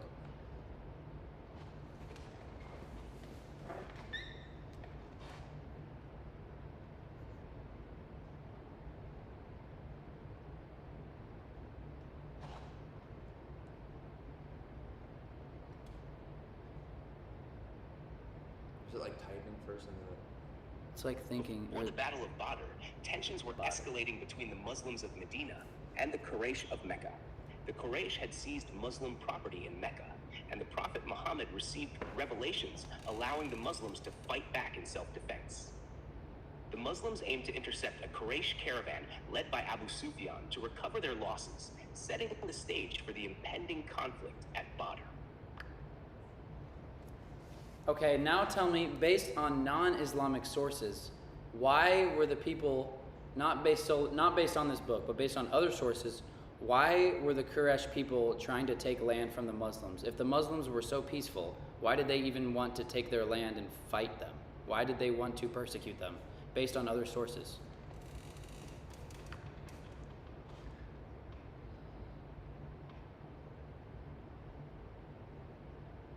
The way it thinks is so funny. Based on non-Islamic sources, the conflict between the Quraysh and the Muslims can be understood in several ways. One, economic interests. The Quraysh were a powerful merchant tribe controlling trade routes. The rise of Islam threatened their economic interests and dominance in the region. Two, political power. The spread of Islam challenged the political authority and social structure of the Quraysh in Mecca. They saw the new religion as a threat to their leadership and influence. Three, religious and cultural tensions. The Quraysh were staunch polytheists, and the monotheistic message of Islam was seen as a direct challenge to their traditional beliefs and practices. This led to cultural and religious clashes. 4. Social stability. The teachings of Islam, which promoted social justice and equality, threatened the established social order and privileges enjoyed by the elite of Quraysh. These factors contributed to the Quraysh's motivation to oppose and persecute the early Muslims, leading to conflicts such as the Battle of Badr. Oh, so the Battle of Badr. Wait, the Battle of Badr was not in Medina. It was in Mecca where they left. Where is Badr in relation to Mecca and Medina? That was interesting. That was interesting. So they sound like the bad guys. Well, it depends on who you think about. I mean, if you think about it, let's say the roles were reversed, would they still be the bad guys? Would Islam be the bad guys then? The Battle of Badr took place near the town of Badr. Sounded all evil to me. Which is located approximately 80 miles, 130 kilometers southwest of Medina, and about 200 miles, 320 kilometers north of Mecca. The Muslims had traveled from Medina to intercept a Quraysh caravan heading from Syria to Mecca, leading to the confrontation at Badr. The battle site is thus closer to Medina than Mecca. Much closer to Medina than Mecca. So it's like in between. That's what it sounds like. So it says based on non-Islamic sources, the conflict between the Quraysh and the Muslims can be understood in several ways. Economic interest of the Quraysh, political power of the Quraysh, religious and cultural tensions, because they were polytheistic, not monotheistic, and social stability. What you said evil there? So number one, they were purely doing, or number one, they wanted more money. So there's nothing really positive about that. Economic interest and the Muslims were getting in the way of that. Well, I feel like as a country and you're trying to, as a group of people who has their best interest at heart, which is what I feel like any country or group of people would have, anything that would disrupt their money-making processes would be considered bad to them. That's Sure, okay, I guess you could argue that they have economic I'm just thinking if the roles were reversed, how would it be? Would it be the only thing that's clearly evil to me is social stability, according to this. The teachings of Islam, which promoted social justice and equality, threatened the established social order and privileges enjoyed by the elite of Quraysh. Yeah, that's fucked. I agree. So I guess the other ones are neutral. The other ones seem pretty neutral to me. The only one that actually I 100% agree with would be that one. They just wanted to maintain their power for the elites, which makes sense. And they're trying to dismantle that. So on that front, I would have to agree with Islam because I'm against big corporations, which sounds like the Quraysh would have been in favor like of the elite. Right. So on that I do agree. But when it comes to everything else, it just sounds like why war starts. Why True. every war starts. Yeah, true. I mean, Fun fact, the Battle of Badr took place between roughly 313 Muslims and 1,000 Quraysh, and guess who won? Thanks to the 300 people we have Islam today, or else it would be non-existing. I disagree. I think Islam will exist no matter what. I agree. But that's interesting. I didn't know it was 300 Muslims versus 1,000 Quraysh, if that's true. That's hype. That's like the 300. Can you imagine? That movie is awesome. That movie is so cool. Dismantling isms. False or corrupted religions can make you drink cow piss, perform as Vimita, worship Satan, human desire, kill widows and girl child, believe in soothsayers, make you a nihilistic, etc. Okay, but what religion actually promotes that? LG, or no? That's not a religion. What's a religion? An organized belief in a way of life, I guess. Let me see. Let's see the definition of a religion. I mean, there are old religions that they would sacrifice children. The belief in and worship of a superhuman power or powers, especially a god or gods. A particular system of faith and worship. Oh. So that's what a religion is. So I wouldn't consider the LGBTQ a religion. They're not worshiping a gay god. But you don't have to worship a god to be Well, that's what it says of here. faith. A belief in and worship of a superhuman power or powers, especially a god or gods. But that's one. And then a particular system of faith and worship. This is just coming from What's Oxford. the other one? A pursuit of or interest to which someone ascribes supreme importance. A pursuit or interest to which someone ascribes supreme importance. Consumerism is the new religion. I see. I see what you're saying. That's kind of the term that I'm using it in. Okay, I see. But that's not. I feel like that's not the. I feel like that's not the term everybody ascribes it to. So like when you say a word, but you're using it as a different definition, people are going to take it as if you're saying it by its common definition. If that makes sense. Yeah, but you can also use it So to I think prove. I You would- can I also think- use it to prove a point. True, but I would just preface what you mean by a certain word before you use it in a way that people are going to take it as different. But it does, like, when someone says LGBTQ is the new religion, it feels like it's the new religion of the media in the U.S. It's just online, I guess. I mean, in person, do we really even hear about it at all? Other than what we see on the news? I mean, If you're in a person- liberal city, if you're in Austin, You think? dude, I know there's churches everywhere with gay flags. It doesn't make any sense. That is weird to me. The only reason that's weird to me is not because it's fucking gay, because I don't care. The only reason it's weird to me is because it preaches against it. It's just a contradiction. It literally just, that's what it is. Yeah. So that's why it's weird to me. It's like, what do you mean you're gonna raise a gay flag up there? I don't give a fuck if you're gay. But why are you gonna raise a gay flag in a church when you're preaching against it? That makes no sense. Kabat said, "We love Kurt." Spam it up, chat. Spam it. Woo! Okay, the Battle of I Badr. appreciate it, chat. Y'all are pretty cool. When the prophet.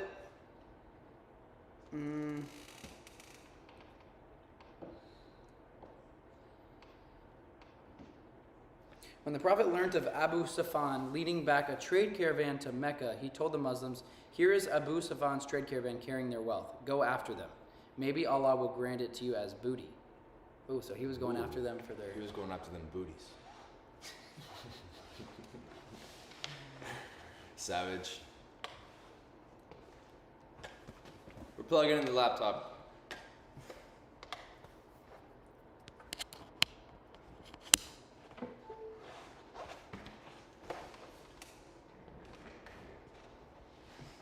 Chat, put me down all you want. It doesn't really faze me at all. They're putting you up. What do you mean? Look at that. I heard that one by Boom. We pray for Kurt to have his mind awakened. Don't put him down. No.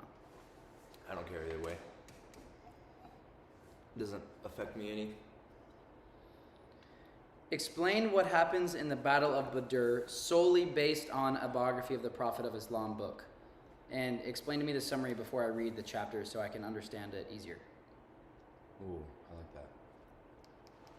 I'm going to do push-ups as I listen to this. Good idea. Push up time. Let's see if we can hear it. So,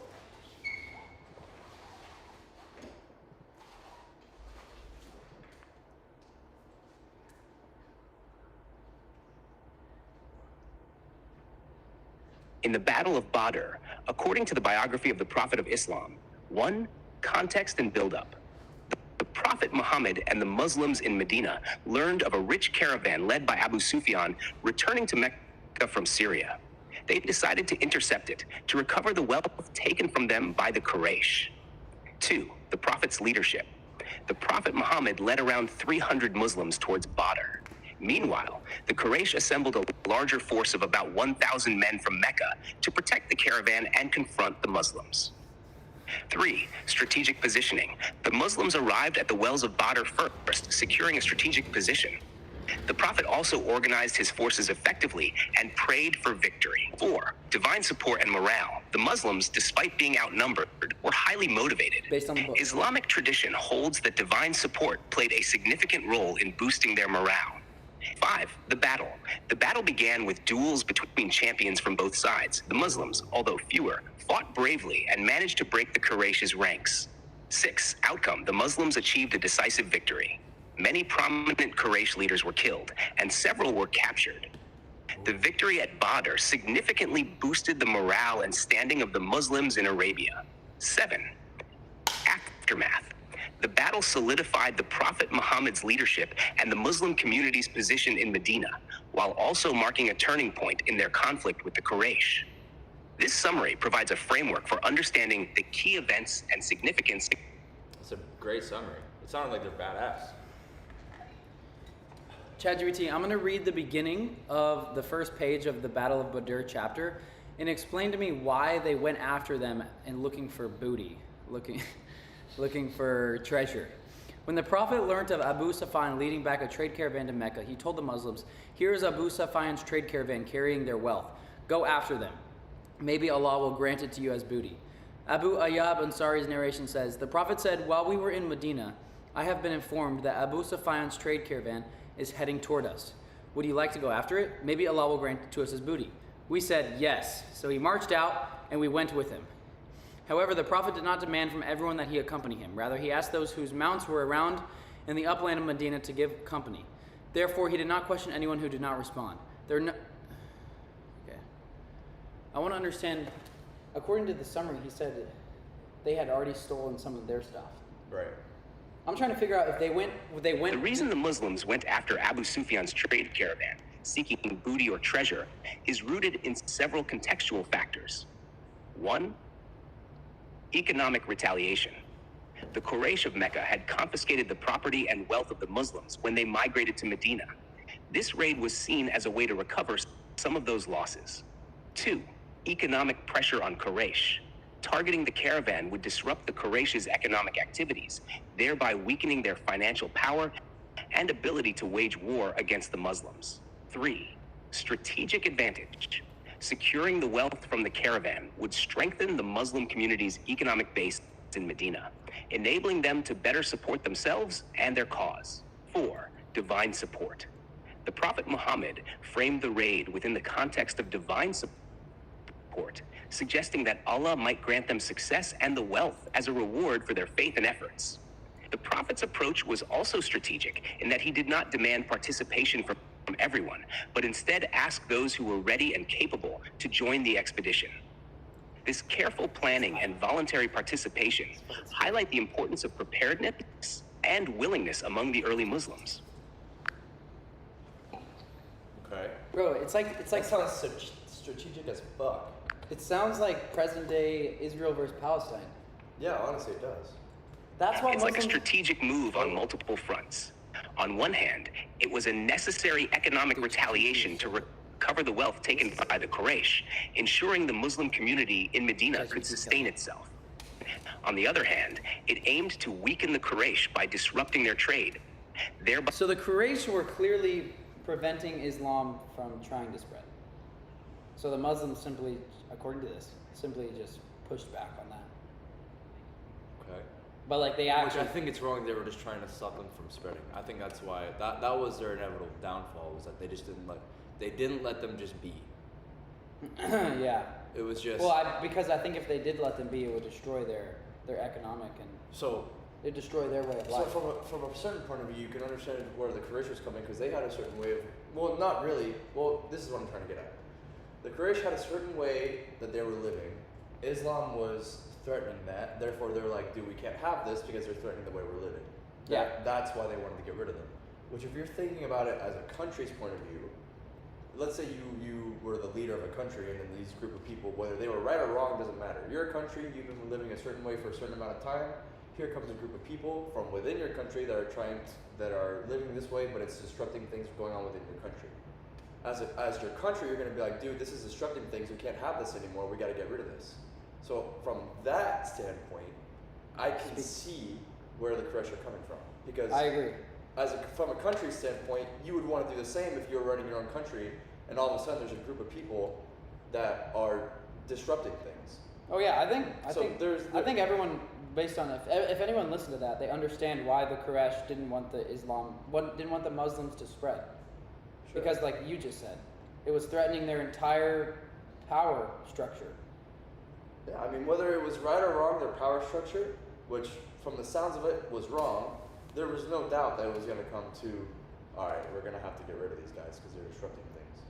So from that standpoint, I understand what the Quraysh did, what they did. They believed in their structure. They thought that Islam was disrupting that. They fought back. So from a certain point of view, you can understand where they're coming from because they hadn't already, solidified or codified. I mean, yeah, everyone has a reason for doing anything. True. So their reason. It's all about understanding. It's all about understanding both sides, which is what I try to do.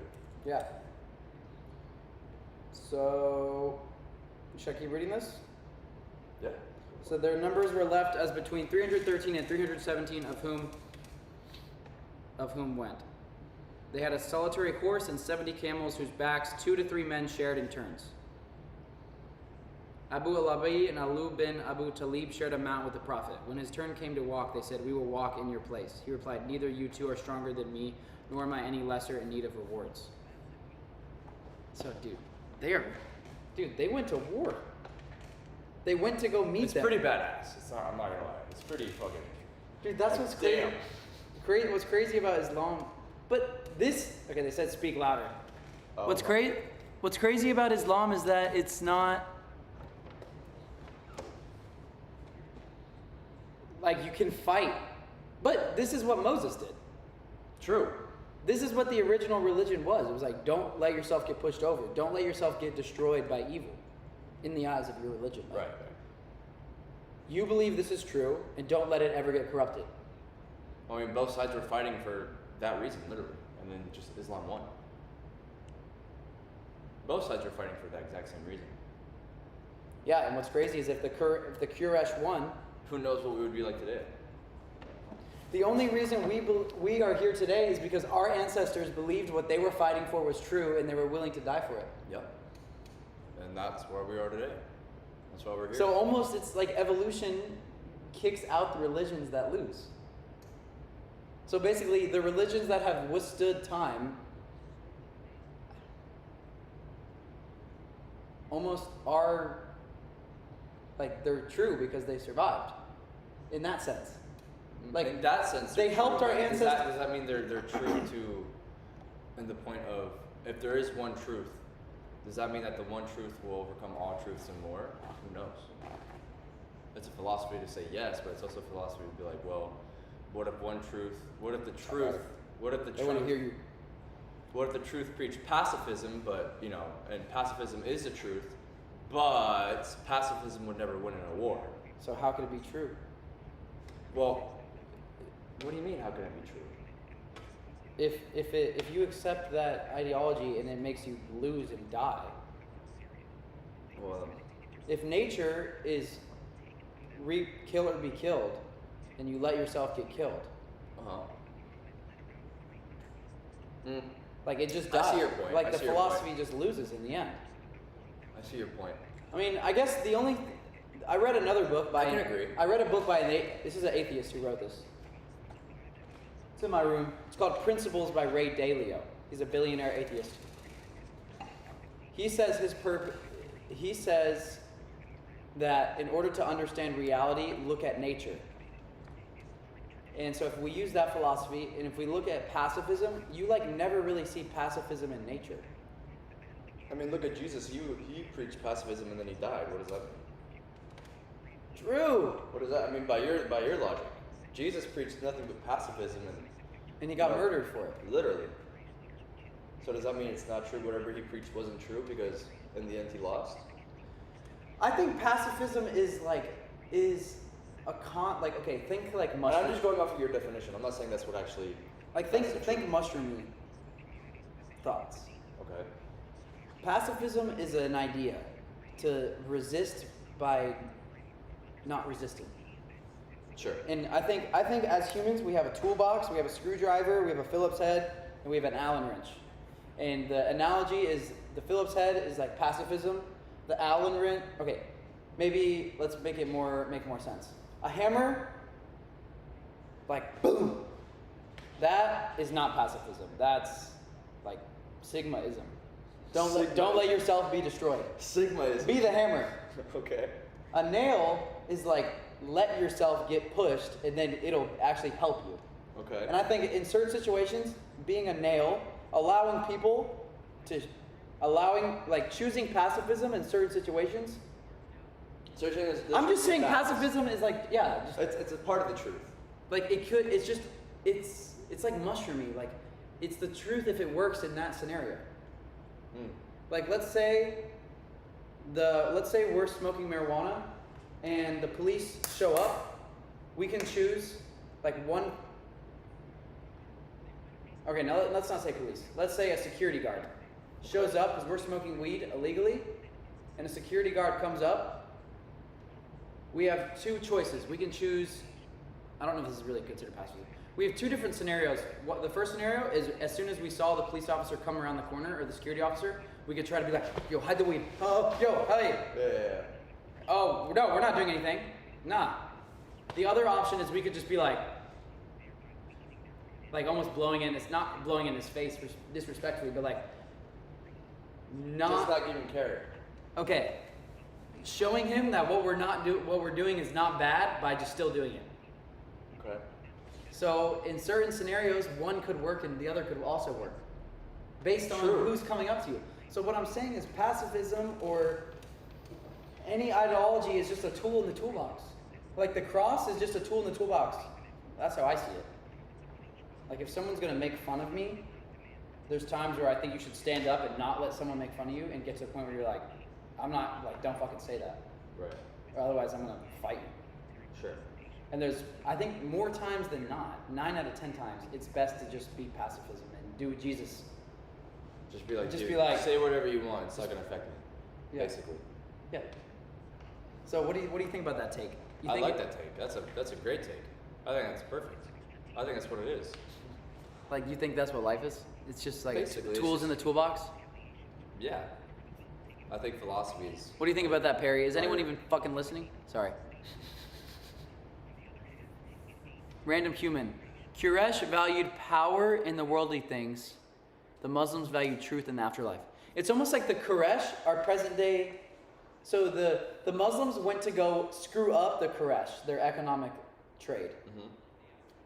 That's almost Because that's what Muslims. That's they what saw it as Muslims. like, dude, we gotta fuck up their economics so we even stand a chance here because they're more economically powerful than us. Yeah.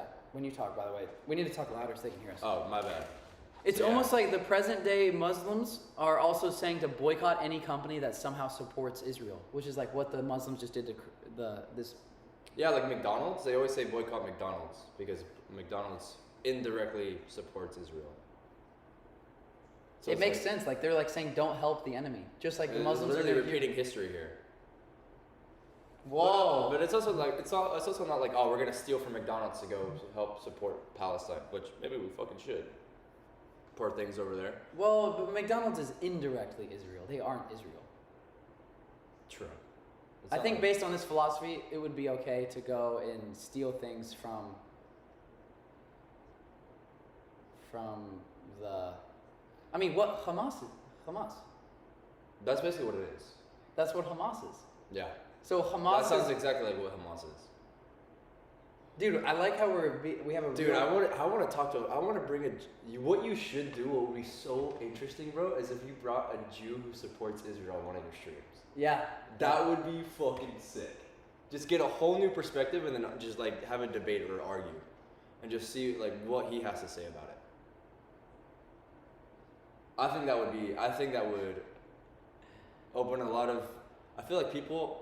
I mean, maybe people wouldn't be open-minded about it. They would just disagree with everything he says, which shouldn't be the goal. That shouldn't be what you do. But I think it would be very interesting to hear what his take would be, because obviously, people who support Israel do so for a reason. They believe so for a reason. Maybe it's not the right reason, but I would just want to know what that reason is anyway. Because honestly, I have no idea why people support Israel. I definitely know why people support Palestine. It just makes more sense to me. But to be honest, I haven't even looked into why people support Israel. To say, oh, it's because they support genocide, I think there's a lot more to it than just that. I think it's probably more complex. I think it's exactly what was happening in the Battle of Badr. Probably, yeah. They want it sounds like it would make sense. They want economic power. They want political power. Religious power. I mean, they just want to eradicate the Muslims. That's what it sounds like. Because they want the power. When I looked into the conflict, it's exactly what it sounds like. History is repeating itself. But if I was a country like Israel, if I'm talking, like, have you ever played the game Risk, for example? Yeah, I understand why Israel is doing it. Why, But that doesn't mean it's right. But I understand why they're doing it too. When I look at it like that, when I look into the more complex issues, I have no idea. I haven't looked into it. I need to. I absolutely need to look into why Israel is doing what it's doing. Well, anyone can understand what they're doing. They're doing it for power. Yeah. And Palestine is trying to maintain deeper dive. In a deeper dive, like, what is this really about? Obviously, it's power, but there has to be a more complex reason than just like what? Power. What do you mean though? I don't know. I would have to look into it. But isn't that the reason? Power. Sure, but I don't think it's just as simple as just saying power. I think there would be more. It's much more complex than that. I'm not saying I would at all agree with what they're doing, because I don't. But what do you guys think, chat? Honestly, yeah, I want to hear y'all's thoughts. Steve's seen the chat. Steve sees a G. I always see him in the chat. He's always. There also is Jews who support Palestine. I've seen them online. I don't see any I don't see any Muslims that support Israel, but I do see Jews supporting Palestine. So online. I think that's very interesting. Yeah, online. Because it's Jews for Palestine isn't.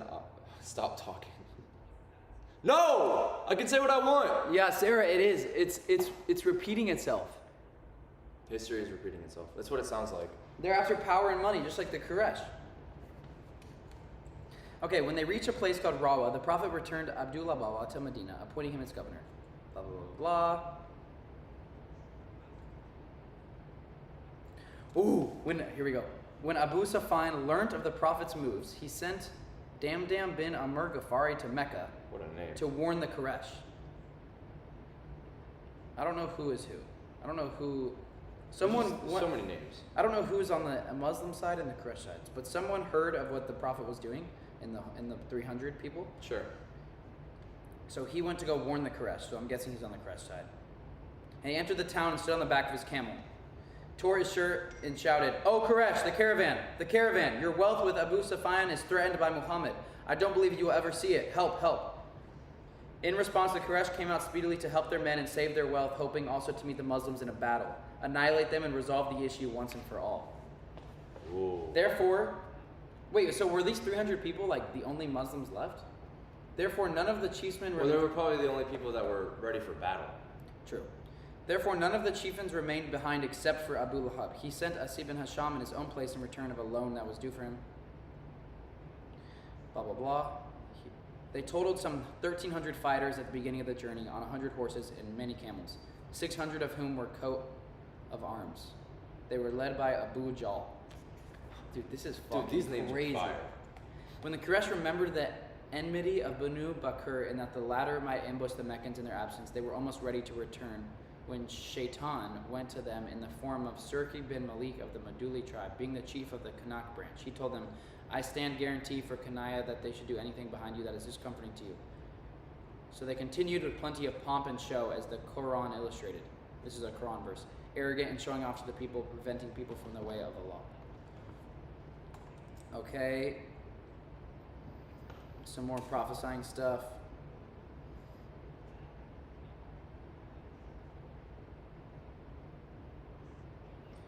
Abu Sufyan was never awake to the problem of the Muslim attack.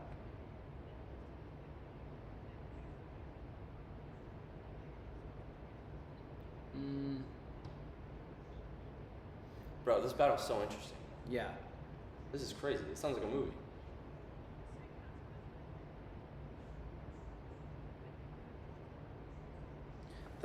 The Meccan army would have all returned but for Abu Jahl, who said, this is the Quraysh, "By God," oh wait, I don't know. Yeah, "By God, we shall not return until we have been up to Badr, where we shall camp for 3 days, slaughter beasts, feed the people, drink wine, and hold song and dance sessions, so that the Arabs hear of us coming and going and learn never to take us lightly. So let's go." Wait, by God? So they believed in God? The Quraysh? I'm confused. I thought they were polytheists. I am too. I don't even know what does that even mean? They believe in multiple gods. Except for Akanas bin Sharik, the Meccan force obeyed them. Blah, blah, blah.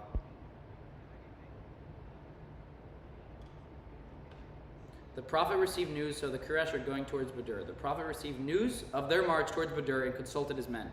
A group of his followers felt that they were not ready for an abrupt confrontation. So I guess they're about to meet. They argued their point with the Prophet. Allah sent down his words about them. Okay, so this is now a verse from the Quran. I'm like excited to see what happens. I know it's like a movie, bro. As your Lord brought you out of your dwelling with truth, although a section of the believers was reluctant, arguing with you concerning the truth after it had become clear, as if they were being driven to death while they were looking on. When Allah was promising you one of the two groups that it will be yours, while you were wishing that the unharmed should be yours, but Allah was wishing to make the truth with his words and cut off the root of the disbelievers. Okay. Leaders of the Muhajir, such as Abu Bakr and Ibn Amr, on the other hand, were of the opinion that they should march on and confront the Meccans. So I guess the Meccans are the Quraysh.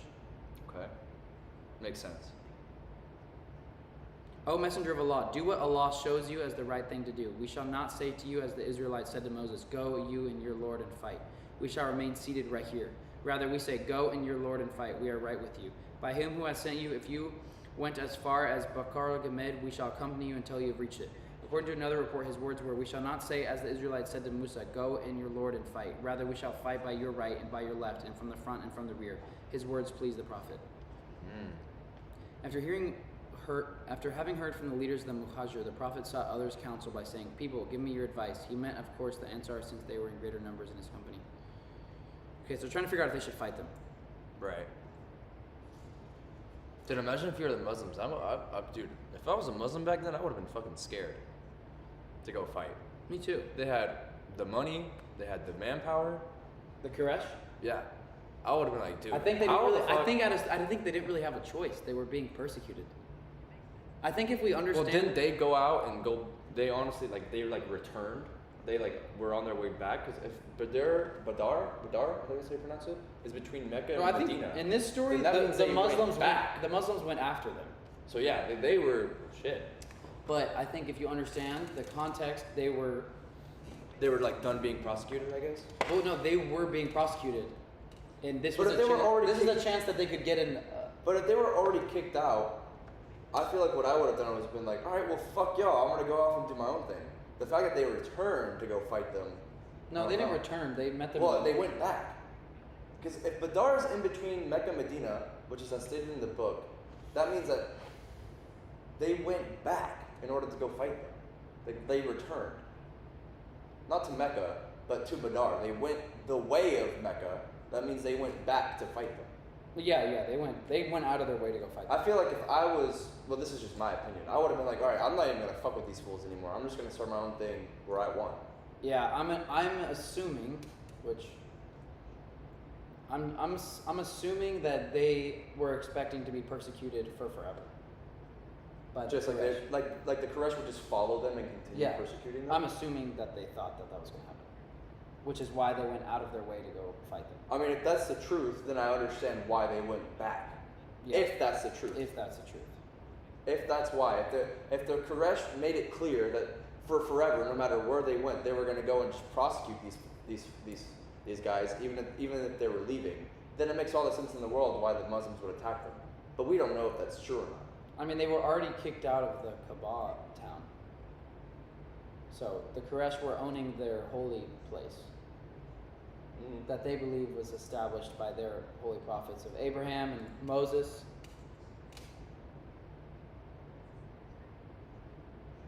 Should we ask chat? Sure. Okay, what's the question? I guess the question would be, why did the Muslims return to Badr in order to fight the Quraysh? Because that's what it sounds like happened. It sounds like they ran off.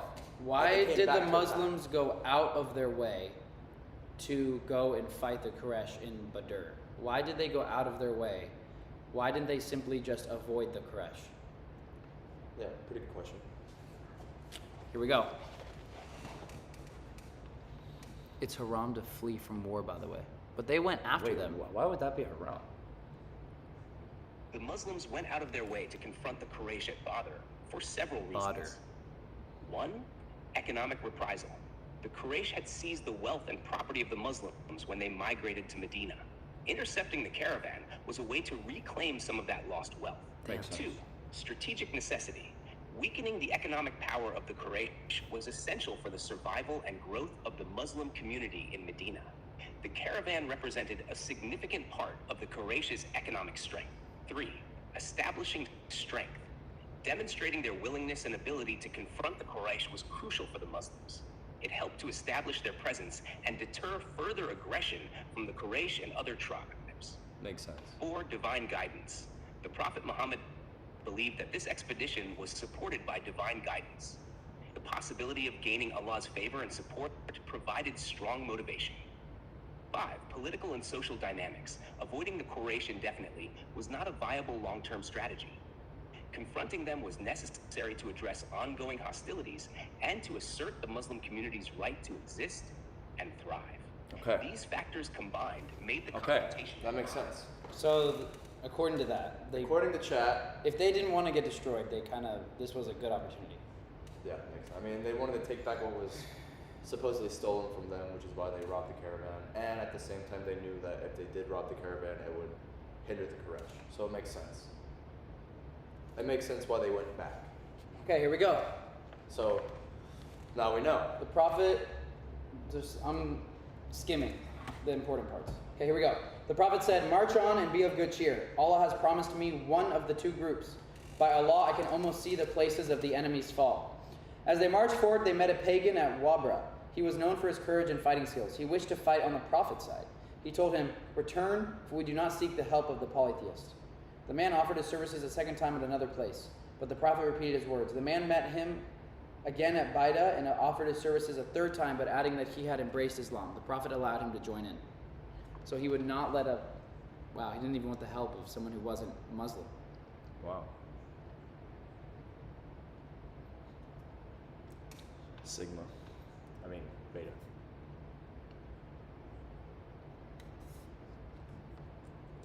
That is not an alpha move.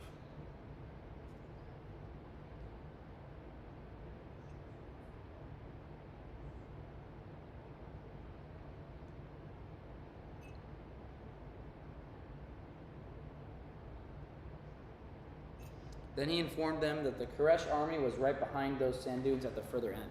When the Prophet asked about the number of the Quraysh army, they were unable to answer. However, upon asking, they revealed that the army slaughtered 9 to 10 camels a day for the soldiers.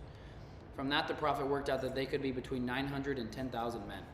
They also revealed details concerning the chief Quraysh men that had come along. He remarked, "Mecca has sent across pieces of its heart." He then pointed to the places where the chiefs of them would fall, and every one of them fell right on that spot.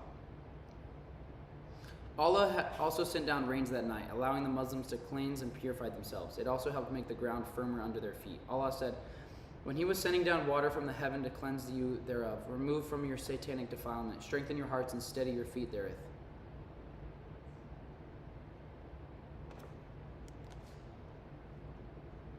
Okay. I'm ready for the war to start. Yeah, I want to see. On the other hand, Allah weakened the disbelievers by casting differences between them. Ahmed has reported that Utub bin Rabi'a began to discourage his tribesmen from fighting. He had realized that the Muslims would fight to death, dying not without killing one. Abu Jahl taunted him for his chicken-heartedness. Bazar reports that Ujjan told his men, "Soon kill will slaughter kin, leaving bitterness in the heart that will not go away quick." Wait, people are saying L. Andrew Tate that it was proven that he's only a Muslim for gains. How would you prove that? I don't even know. How would you prove that? I don't know why I saw it everywhere, and I was like, how would you even prove that he's in this? Well, apparently there is proof. They say it's proved. But how would you prove he's only a Muslim for gains? Sorry to interrupt you. No, good. It's just something I was like, whoa, I couldn't stop thinking about. Andrew Tate went to church and worshiped Jesus Christ. Where? How do you know that? You guys are taking things that you guys see online. Like, you're not him, you're not around him, you don't know him. You can't really know exactly. Yo, Heba Joy, you're a G. You're exactly right. You guys are making assumptions. Continue. Yeah, I'm trying to figure out the good part. Alright, as you do that. So they prayed before the fight, supplicated. So let me ask you a question, real quick. Yeah. Let's say you had two groups of people. Two groups of people that were both monotheistic, but they believed in a different God. And they were going to war with each other. They both prayed to their gods to win, and it was an even fight. One wins over the other. Does that mean that the ones who pray to their God and one means that their religion is correct to you? Well, what's the difference? So what are they doing differently to worship their God? Let's just say, like, you mean like a difference in praying, or are they praying for different things, or what do you mean? Like, let's say, I mean, if that's what you mean, like they pray differently, like, oh, one prostrates and the other does this when they pray? No. Oh, what do you mean? Like, one of them parties and the other one doesn't. Sure, let's say that. Well, I believe that true monotheism is Islam. No, but I'm just saying, given that example, does that mean that whoever wins, that means that they're true? And that they have more power than the other ones because their God gave them more power? Or that their God is the true God because they won? In your mind? Not from one battle.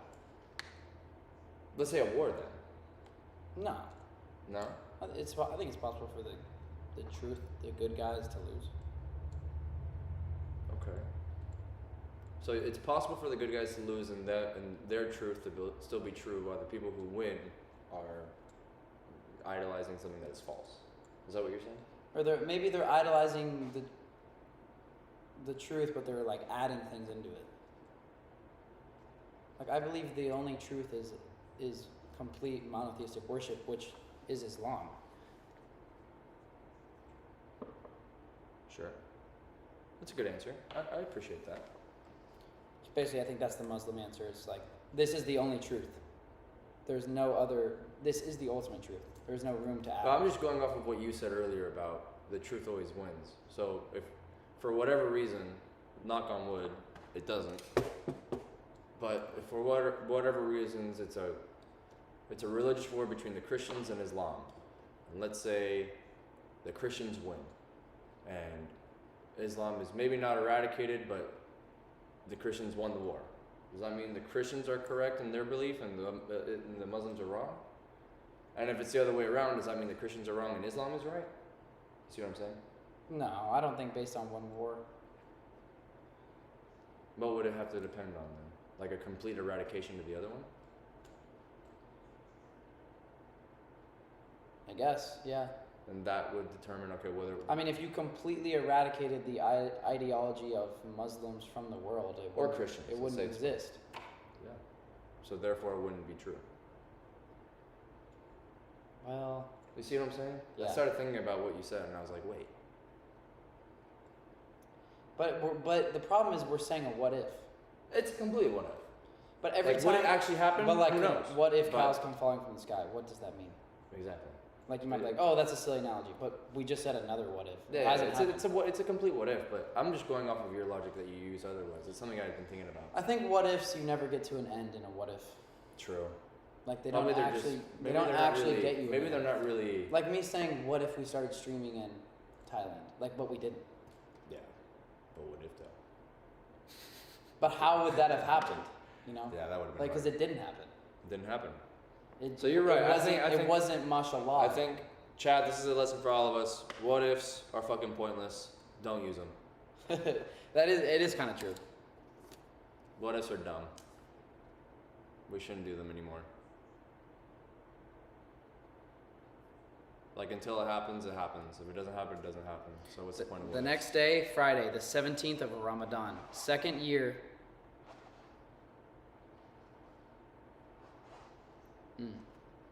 True kabat. The next day, Friday, 17th of Ramadan, second year after Hijrah, when the forces stood against each other, the Prophet, Afu bin Hira bin asked, O Messenger of Allah, what deed of the slaves makes the Lord laugh? The Prophet replied, a man's deep incursion into the enemy lines. Right? Off removed his coat of mail, threw it away, and fought until he was killed. Before the fighting began, the Prophet instructed dual fights. Oh, instructed his companions that they were not to kill anyone of the Banu Hashim, for they had been forced into the conflict. Some of those he named were Abu Bakr ibn Hashim. He was one of those who had got the boycott lifted and never misbehaved with the Prophet. Okay? Shall we kill our fathers, sons, brothers, and other kin and spare Abbas? By Allah, if I encounter him, I'll kill him. His words reached the Prophet. He complained to Umar, Hafsa's father. Hafsa, will the Prophet's uncle face be struck with a sword? Umar said, allow me, O Messenger of Allah, that I behead this man. I think he is a hypocrite. Abu Hudayfa used to say, I never felt myself in peace with Umar thereafter because of what I said that day. And I still fear my words unless they can be atoned with martyrdom. He was martyred in the Yamanim battle. Before the battle began, this guy said, I swear by God that I shall drink from the water of the wells in their custody, destroy it or die. Hamza confronted him and struck him with a sword that severed off with his shanks. He began to crawl, bleeding heavily, to reach the waters so as to fulfill his oath. Hamza followed him and beheaded him while he had sunk his face in the water. Damn. Jesus Christ. This is so brutal. Okay, duel fights. After that, 3 horsemen came out seeking duel fights. They were Abdu bin Rabiah and his 2 brothers. Duel fights? I think where you don't let anyone interfere, you just fight them. Oh, that's sick. It's like a Roman Colosseum. After that, 3 horsemen came out seeking duel fights. They were Utub bin Rabiah and his 2 brothers, Shaiba and Walid. 3 of the Ansar accepted the challenge. Haris' sons, blah, blah, blah. The Qurayshites refused to fight them and demanded that the Mukhari should respond. So the Prophet sent out this person, Abdu bin Harith, Hamza, and Ali. Hamza met Utab. Ubayah met Walid, and Ali met Shaiba. This is in the message movie. They depicted this. Because the whole army, in the movie, they depicted as the whole army stands back, their whole army. And they just watch 2 people. And 3 people go up, and 3 people go up, and they all fight each other at the same time. Oh, that's fire. This is where Hamza comes from. Remember Hamza, the streamer? Yeah. He took his name because it means lion. Hamza's dead. W streamer, by the way. He's fucking awesome. Okay. Ali and Hamza slew their opponents. Then they turned to Ubdaya to finish off Walid and carried him off injured by Walid's strike. So all 3 of the Quraysh people died and 1 of the Muslim people was injured. Oh, injured. Okay. And this is in the Quran. Allah has revealed about these 6 men. These were 2 disputants that disputed about their Lord. So garments of fire will be cut for those who disbelieved, and boiling liquid will be poured over their heads. Okay. All right. Then the Prophet asked Ali to hand over a handful of dust and pebbles. He threw them in the face of the enemy, and not one was left, but who felt the dust in his eyes. And the verse was revealed. And it was not you who threw when you threw it. It was Allah who threw. Participations of the eagles. As the pagans were neared, the Muslims charged upon them with great vigor, and heads flew. Allah helped them with the angels, as the revelation said. Surely Allah helped you at Badr while you were weak, and when you were seeking help from your Lord, so he responded to you, saying, I shall extend to help you with 1,000 angels coming down in succession. And when your Lord revealed to the angels, I am with you, so steady the believers. I will soon cast terror in the hearts of the disbelievers, so smite them above the necks and strike them over every joint of the body. Dope.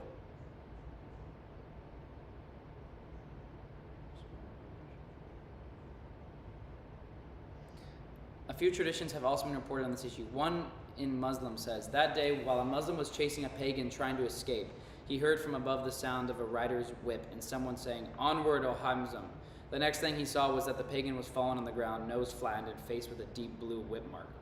The Ansari reported the matter to the Prophet. He remarked, you spoke the truth, that was the help from the 3rd heaven.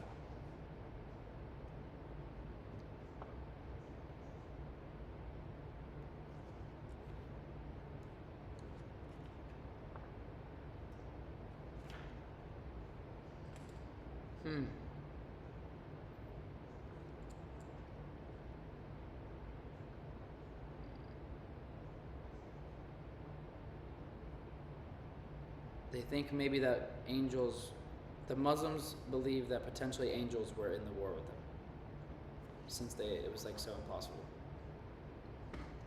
Allah also blessed the Muslims on that day with a few miracles. It is reported that this guy fought with his sword until it broke in his hand.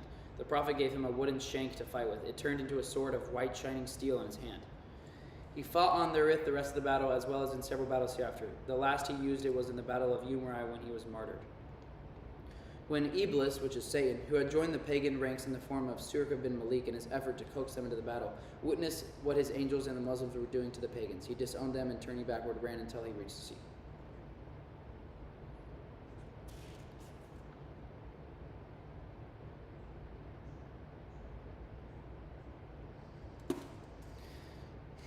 That's a great fucking story. So the Muslims defeated Quraysh. They sounded like some badasses. That's for sure. What would you be willing to die for, Kurt?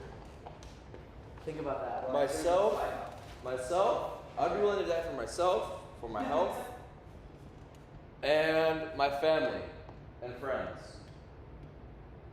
That's what I'd be willing to die for. Other than that, I don't know if I would die for it. Like, would I die for my house? Probably not. I wouldn't die for my house. Like, if someone told me, give me your house or I'm gonna shoot you, I'd be like, all right, brother, take the house. I would probably fight him, but I wouldn't give my life over for it. So, but if it came to other people that I loved, absolutely. Like material things, I wouldn't risk my life for that. Like property, items. Like, no, I wouldn't die for that. So let's see what I learned today. We learned, you can join me, Kurt. Sure. I learned that what ifs serve no purpose. Yep, me too. They never seem to lead anywhere. They honestly, They never do. They never do. I feel like you don't get anywhere with those. I think that's why that saying exists, like, what if cows come But flying it from the doesn't even sky? mean I'm gonna stop. I just gotta realize that when I do say it, it's for absolutely no reason other than for entertainment. Yeah. Because they don't serve any fucking purpose other than to be like, oh, well, what'd you do if? Like, other than that, there's. It only matters what are you gonna do. Right. So what actually is happening? Sure. What we learned today was, number one, what if serve no purpose? Number two, I learned about the Battle of Badr between the Muslims and the Quraysh. Yeah, I did too. I didn't even know that was a thing. And I have more confidence that the Muslims were fighting against. I now understand the Quraysh, from what I learned today, were simply wanting to retain their power and were persecuting the Muslims. So, from what I read today, I don't see anything wrong with the Muslims fighting them back because they were trying to destroy the Muslims. Me either. I don't see any problem with it. And I think that's an allegory for what's going on in Palestine. Yep, I agree. And I think if you're actually a Muslim, then you should stop supporting anyone who supports Islam. So I don't know how you prove that the Muslims or that McDonald's and Starbucks are. If that's true, then we should stop. You? Well, yeah. I mean, I wouldn't want to support because what I think is happening is Israel's committing genocide. They're trying to eradicate the people of Gaza that are Muslim from over there. So, if any company is indirectly funding that, then we should probably stop funding them, because that just means your money is going indirectly to them, to Israel. What do you think, chat? Arabia thinks it's a W. Quick Koala also thinks it's a W. Sarah said, "What's going on, chat? Who is this?" What? I'm me! What's going on, chat? Who is this? Jesus. People don't know. These verses are mostly used in Islamophobia. I hate that word. That's such a pussy word. Islamophobia? I think anything So- that's anything with phobia is phobia- just fucking pussy, dude. It sounds like What are you doing? You're afraid? Actually, dude, I'm actually like terrified of fat people. They actually terrify me. You're I fat. see one and I fucking like every single time. That shit, I get fucking scared. So maybe I am fat phobic. They're fucking terrifying. But honestly, the word phobia, fucking beta. Don't use it. Fucking shut the like. What are you talking? No, stop. All right. What else? What else do we have? So boycott the big corps That's an support actionable. Israel. That's an actionable. Are we gonna do it? Let's I'll, research it right now. I'll stop supporting like McDonald's. Let's ask ChatGPT. Because I'm not fat, so I don't even go to McDonald's. But we do go to like WADA. True, but I don't think water. Well, let's hope. Is it true? Wait, which companies are proven to support Israel in their agenda? Good question.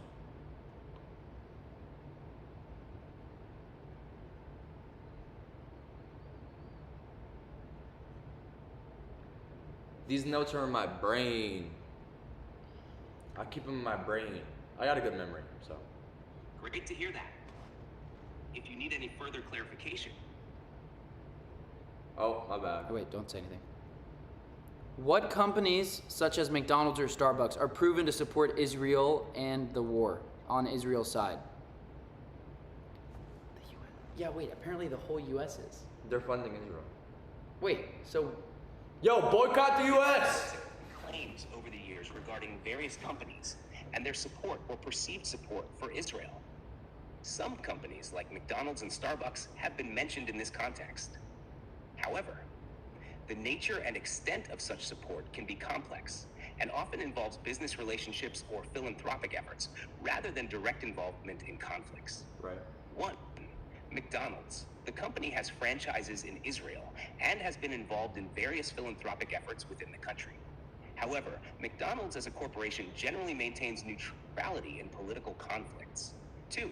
Starbucks. There have been claims about its support for Israel, mainly due to past statements by its former CEO, Howard Schultz. However, Starbucks has officially denied any financial support for Israel's military or political actions. For a comprehensive and current list of companies and detailed information, it is best to consult recent and reliable sources, including news articles and official statements from the companies involved. If you need further assistance finding specific details, Well, we only know about McDonald's and Starbucks then. try to access more.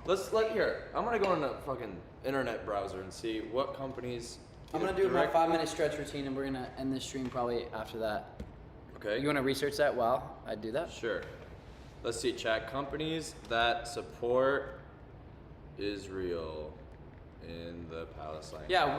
How do you guys know these companies support Israel?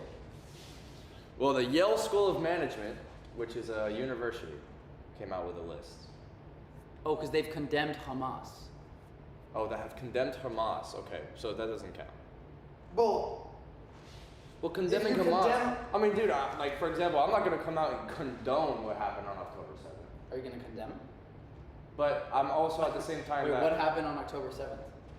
where they. I just know that everyone says October 7th, but Well, I think there was an attack on a festival or something. There was an attack on a festival and 1,500 Israelis died. So that happened.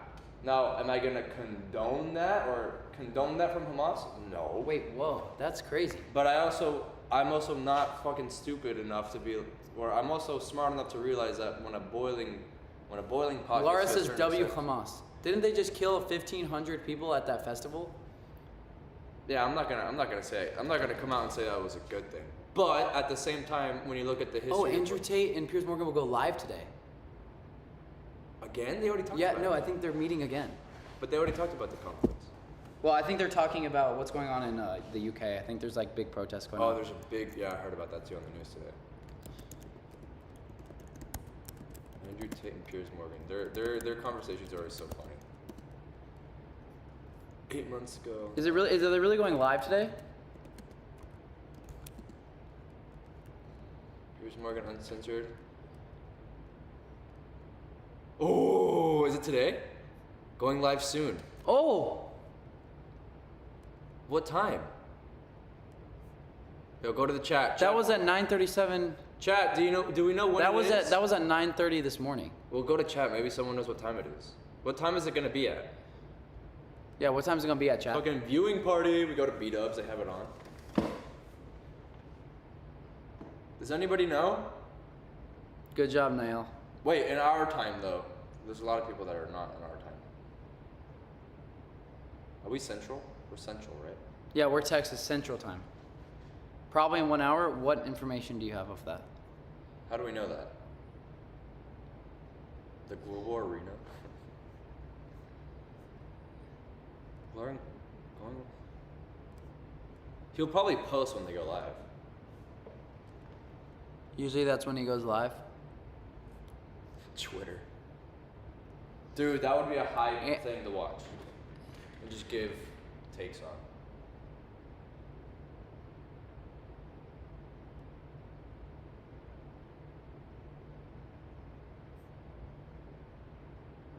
Ye interview with Candace also dropped today. What? With Candace Owens? What? Oh, apparently they're like friends. Maybe 8 p.m. in UK. I don't know how that helps us figure out. It's like 6 hours ahead. Six, That would be in 7. 20 minutes.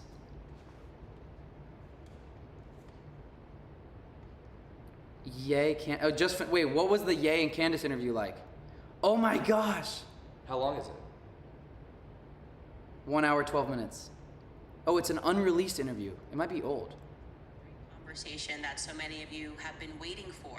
Candace plus Yay. I guess it kind of starts with a time machine. I gotta take you guys in a time machine back to October 3rd, 2022. A day that will live in infamy. 2022. And Yay premiering shirts at his fashion show, which read White Lives Matter. That was her.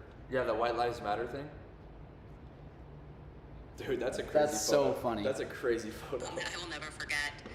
We broke the internet. There's no other way to say it, and people just couldn't believe how could a black person say White Lives Matter. We can only say Black Lives Matter, and it's just interesting to see how the media sort of paints a narrative, and there's absolutely no truth to it. I mean, what really happened is Gay called me, and he asked me to simply be at his show. Never asked me about wearing any shirts. When I was there, we were backstage, and he sort of held up the shirt, and he was really in the creative process. There were tons of models running around, and he just said, I need you to wear this. And I said, sure, because I knew instantly what he was Dude, trying when I to saw do, Candace what go he on Joe meant. Rogan, Shortly when I watched that thereafter, interview, everything my mind changed, changed about her so and much. I obviously, was like, aside shit, from this people woman being is angry at us pretty wearing dumb. the shirts, then my it shifted into this conversation about Ye and his anti-Semitism, and I can say definitively that it was the toughest moment in my entire career. I had never felt more pressure externally You should put this from on the the live media so they can watch it. and from friends for me to condemn Ye. And I didn't take the bait. I didn't take the bait because, as I have said many times, Ye had opened up to No, me they about can't. some things that are happening in his life, and you're going to hear in this conversation what those things were. All right, guys, now it's time for a conversation that so many of Chat, you can you have hear been it? waiting for. Candace plus Not yet. Ye. I guess it kind of starts with a time machine. I got to take you guys in a time machine back to October 3rd, 2022. A day that will live in infamy. Me and Ye premiering shirts at his fashion show, which read White Lives Matter. Definitively a moment I will never forget. We broke the internet. There's no other way to say it. And people just couldn't believe how could a black person say White Lives Matter. Never felt more pressure externally from the media and from friends for me to condemn Ye. And I didn't take the bait. I didn't take the bait because, as I have said many times, Ye had opened up to me about some things that were happening in his life. And you're going to hear in this conversation what those things were. And you can understand how someone would feel if they were subjected to the things that Ye was subjected to. I, of course, wanted the world to hear it back then. I had invited Ye to come on my podcast at the time, and he was slated to come on. But the evening before, I found out that that was not going to be a possibility. The network that I was on didn't think that I was the right person to interview him because of our friendship. And he was really upset. He was very upset. He essentially said that my voice was being controlled, and something overtook me in that moment. And I said, look, Ye, I obviously cannot overrule this at all. If I had my own platform, I would obviously host a conversation with you, but I don't have that right now. I do not have that right now. But what I do have is a camera, and I have a friend who knows how to run a camera, and we can just record this moment, and we can lock this in a time capsule. And one day I will have my own platform, and I will premiere this conversation.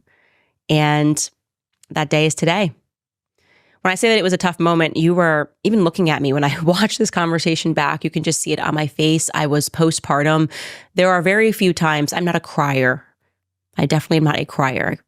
That's not how I express emotions. But I remember going through this period, and there was a moment when, because I was postpartum, ladies know you have that moment where your hair sheds postpartum. And I remember dealing with the press cycle with Ye, dealing with friends and followers who said they wouldn't support me ever again unless I came out and condemned him, making a decision not to condemn him, and standing in the shower, and my hair was falling out in clumps. And I just said, please, God. And I was just crying hysterically, have mercy on me. Please just have mercy on me. I just need to get through this moment. I'm a breastfeeding mom. I can't take anymore. My show's just gone 5 days per week. Make it stop. Make it stop. And now I look back on that and I just think everything happens for a reason. And whatever inspired me to say, let's just turn on a camera here and record and have a conversation and lock it up in a time capsule. It was because that was exactly what needed to happen at that time, and a better moment for people to hear what Ye was thinking and what he had to say is right now. So guys, I invite you to listen to this conversation, Candace plus Ye. It was recorded on October 17th, 2022. I hope you like it.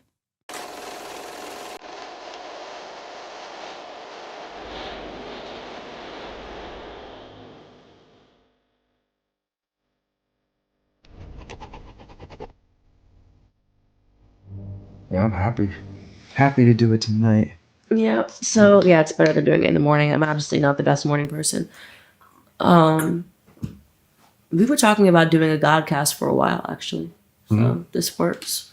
Why did the word Godcast come to you? Rhyme with podcast. It had God in it. Okay. So it wasn't an ego thing. People will say, oh, yay, Jesus, Godcasts. Is there any messaging in that? Just the more we could say God, the better. The more we could say God in the media, the better. Yeah, I agree. So I think one of the things that's the most interesting, I want to dive in this way, is people don't actually understand. There's something about you and I coming together that the media cannot stand. Right. It's actually fascinating to me. Like, I called you super stressed out 3 nights ago. And I was just like, what the heck am I going through right now? It's another level that you graduate into when we're talking about Ye and we're talking about the media. I don't think people understand when I say the attacks come from every angle, every side, in every regard. They'll attack you on your children. They'll attack me and my relationship. They'll go after family members. My dad called me stressed from Hawaii. Wow. Yeah, he called me stressed from Hawaii.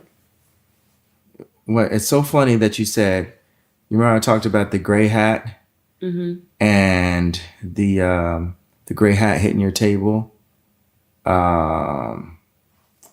Read the last text from my dad out loud. We talked about the miracles. Read out. I will when I have my multiple monitors set up. You'll be able to do that? Yeah. You'll be able to just have yourself and be able to pause it and so you can talk whenever you want. Because that would be hype. Because just watching it like this and then having to go back to OBS in order to pause it so you can talk is, I feel like that'd get annoying. I mean, that's because I don't have my desk set up. Yeah. I'm unmuted, by the way. No, you're good, I know. Thank you, Perry the Moy. All right. I got my 100 push-ups in. Good shit, boy. Chat, how many push-ups we're at? How many have you done today? Yeah! Let's hear it! Candace is a literal queen for supporting Palestine. Sarah did 60. Sarah, you did 66. Sarah, you're goated. Love Palestine, let's go. Steve C is a liar. Steve C did not do 245. He is lying. Don't All right, believe dude. anything At he least says. just do 10. Perry the Moy is doing 10 right now. Good stuff. Good stuff. Good stuff. A 10 is 10 more than most people. So if you did 10 every day, you're gonna be 10 times as strong than the average person. I did 0. Random human, goddammit! It's okay, Sarah. That's good. That's good. Actually, not. No, it's not. It's okay. That's good. It's way more than okay. That's good. If random human doesn't drop and give me 10, ban him! It's a woman. Oh, never mind. Still! Banter! All right, guys. Yeah, it was a pleasure, guys. I appreciate y'all being so kind. It was fun to have this stream with y'all. Good job, Steve C. Good job, Steve C. Can't believe there was You're funny, brother. over 200 people in here while I was here, so that's fucking hype. Steve C did 30, guys, and I think he's not a Muslim. So if you're Muslim and you did less than 30, then shame on you. No, that's so bad. Hey, but I think if you believe in God, then you're a believer. True. This stream was fun. The stream was fun. Did you guys like having Kerr here? I did. Oh, wait, Steve C, you're a Muslim? It don't matter what religion you are when you do push-ups. That's true. That's so true. So true. That's the most true. Yes, bro. thing They all someone look. Kurt's phone. Yeah, we love Kurt. I did. Hi, Googly Boogly. Nice. Dude, everyone Nice. loves Kurt. Nice. That's what we love to see. All right. See you guys later. My name is Gracie Brock. This is Kurt. We're streaming live from Texas. If you would like to directly support my channel and me documenting my life, you can buy me a coffee, the first link below, and send me a private message. Join the Discord, join the community. Someone drop a Discord link. Because it's hype in there. I'm never on it, but. Salam alaikum. Wa alaikum salam. Oogly boogly, goodbye. Oogly boogly's in the chat. Good stream, bro. Wait, one more. That was hype as. Let's go. I gotta take a shit. Hey, should we dance real quick? I just want to rock. I haven't ended it yet.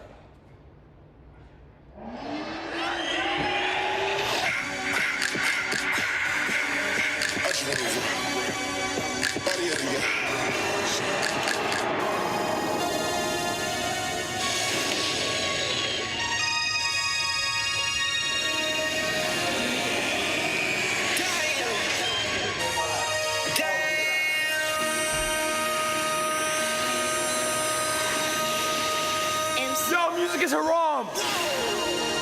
This ain't what you want. Project, I say that you want. This ain't what you want. 16 in the block. I know. Well, dude, I think your stream's gonna get banned. People are not gonna be able to watch it because you got the music on. Nah. You sure? No. I'm not sure. Oh, dude, on a speaker still. It's so much better.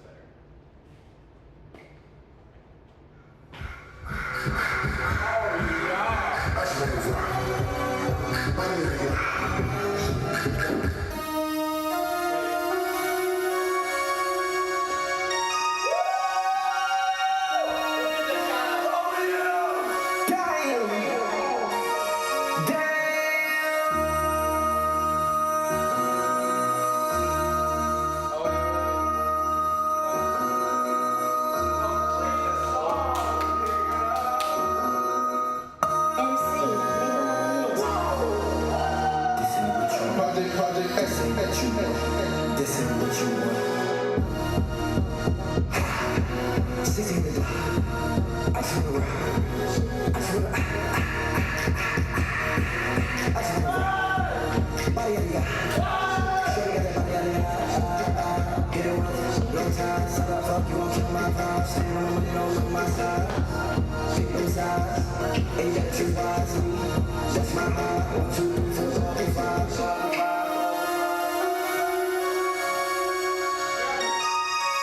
That's my heart. Damn. 1, 2, 3, 4, 5.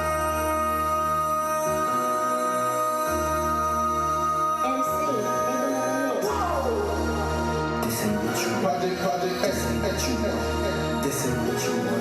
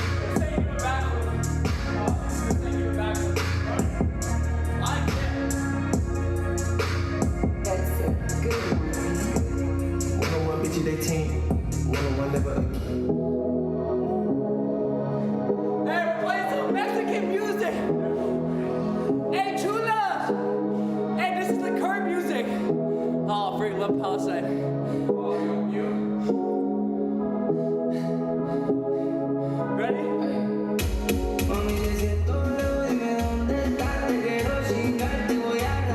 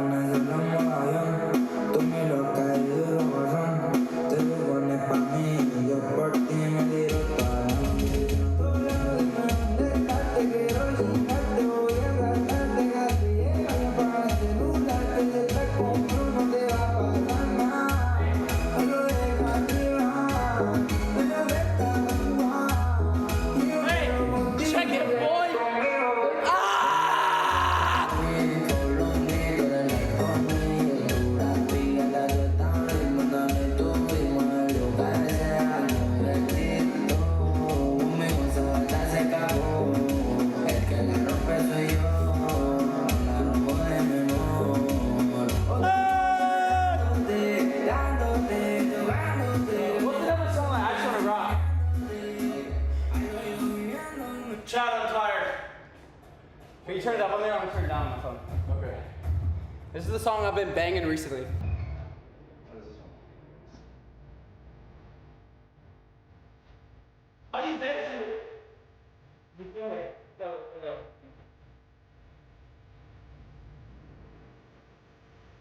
It's banger that. How do you even dance to this? I think it's disrespectful to dance to it.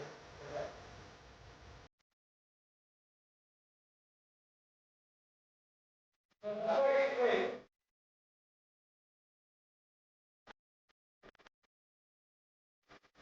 Oh, this is fun.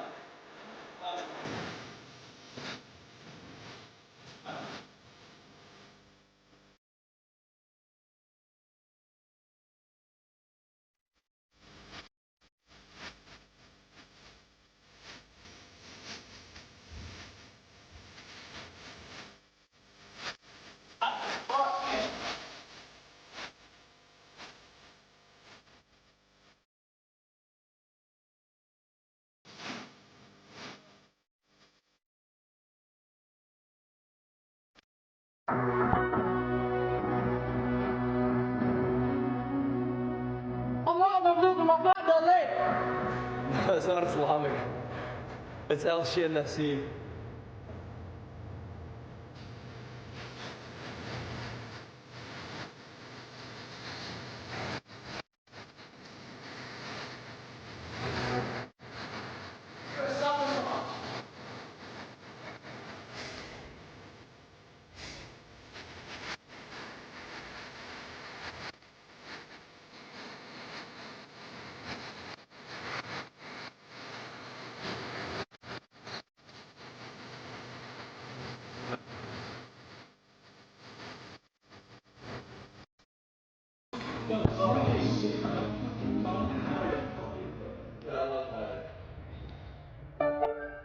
This is Little Uzi. But I thought that was Tyler. Oh, maybe. Oh, like in a second?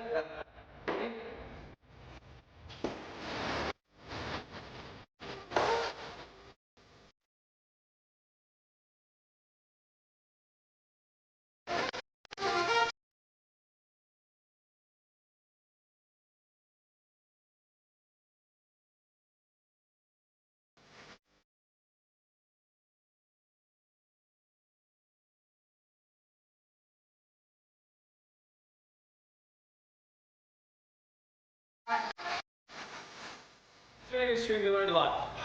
I'm already tired. I feel like I worked out. We'll see you guys on the flip side. Bye, chat. Bye, everybody. Y'all take care. Have a great day or night or whatever. Wherever we all are. Sleep well. God bless y'all. It's a bundle of energy, but sure, W. Oogly boogly. Bye, guys. Oh, Andrew saying 1 minute? Ooh. Oh my gosh, I think he does go live in 1 minute. Okay, wait. Okay, let's just wait. We're gonna watch it on stream? No, I can't stream that. Oh yeah. So. Bye, guys. Take love. Or wait, what? Well, fake love.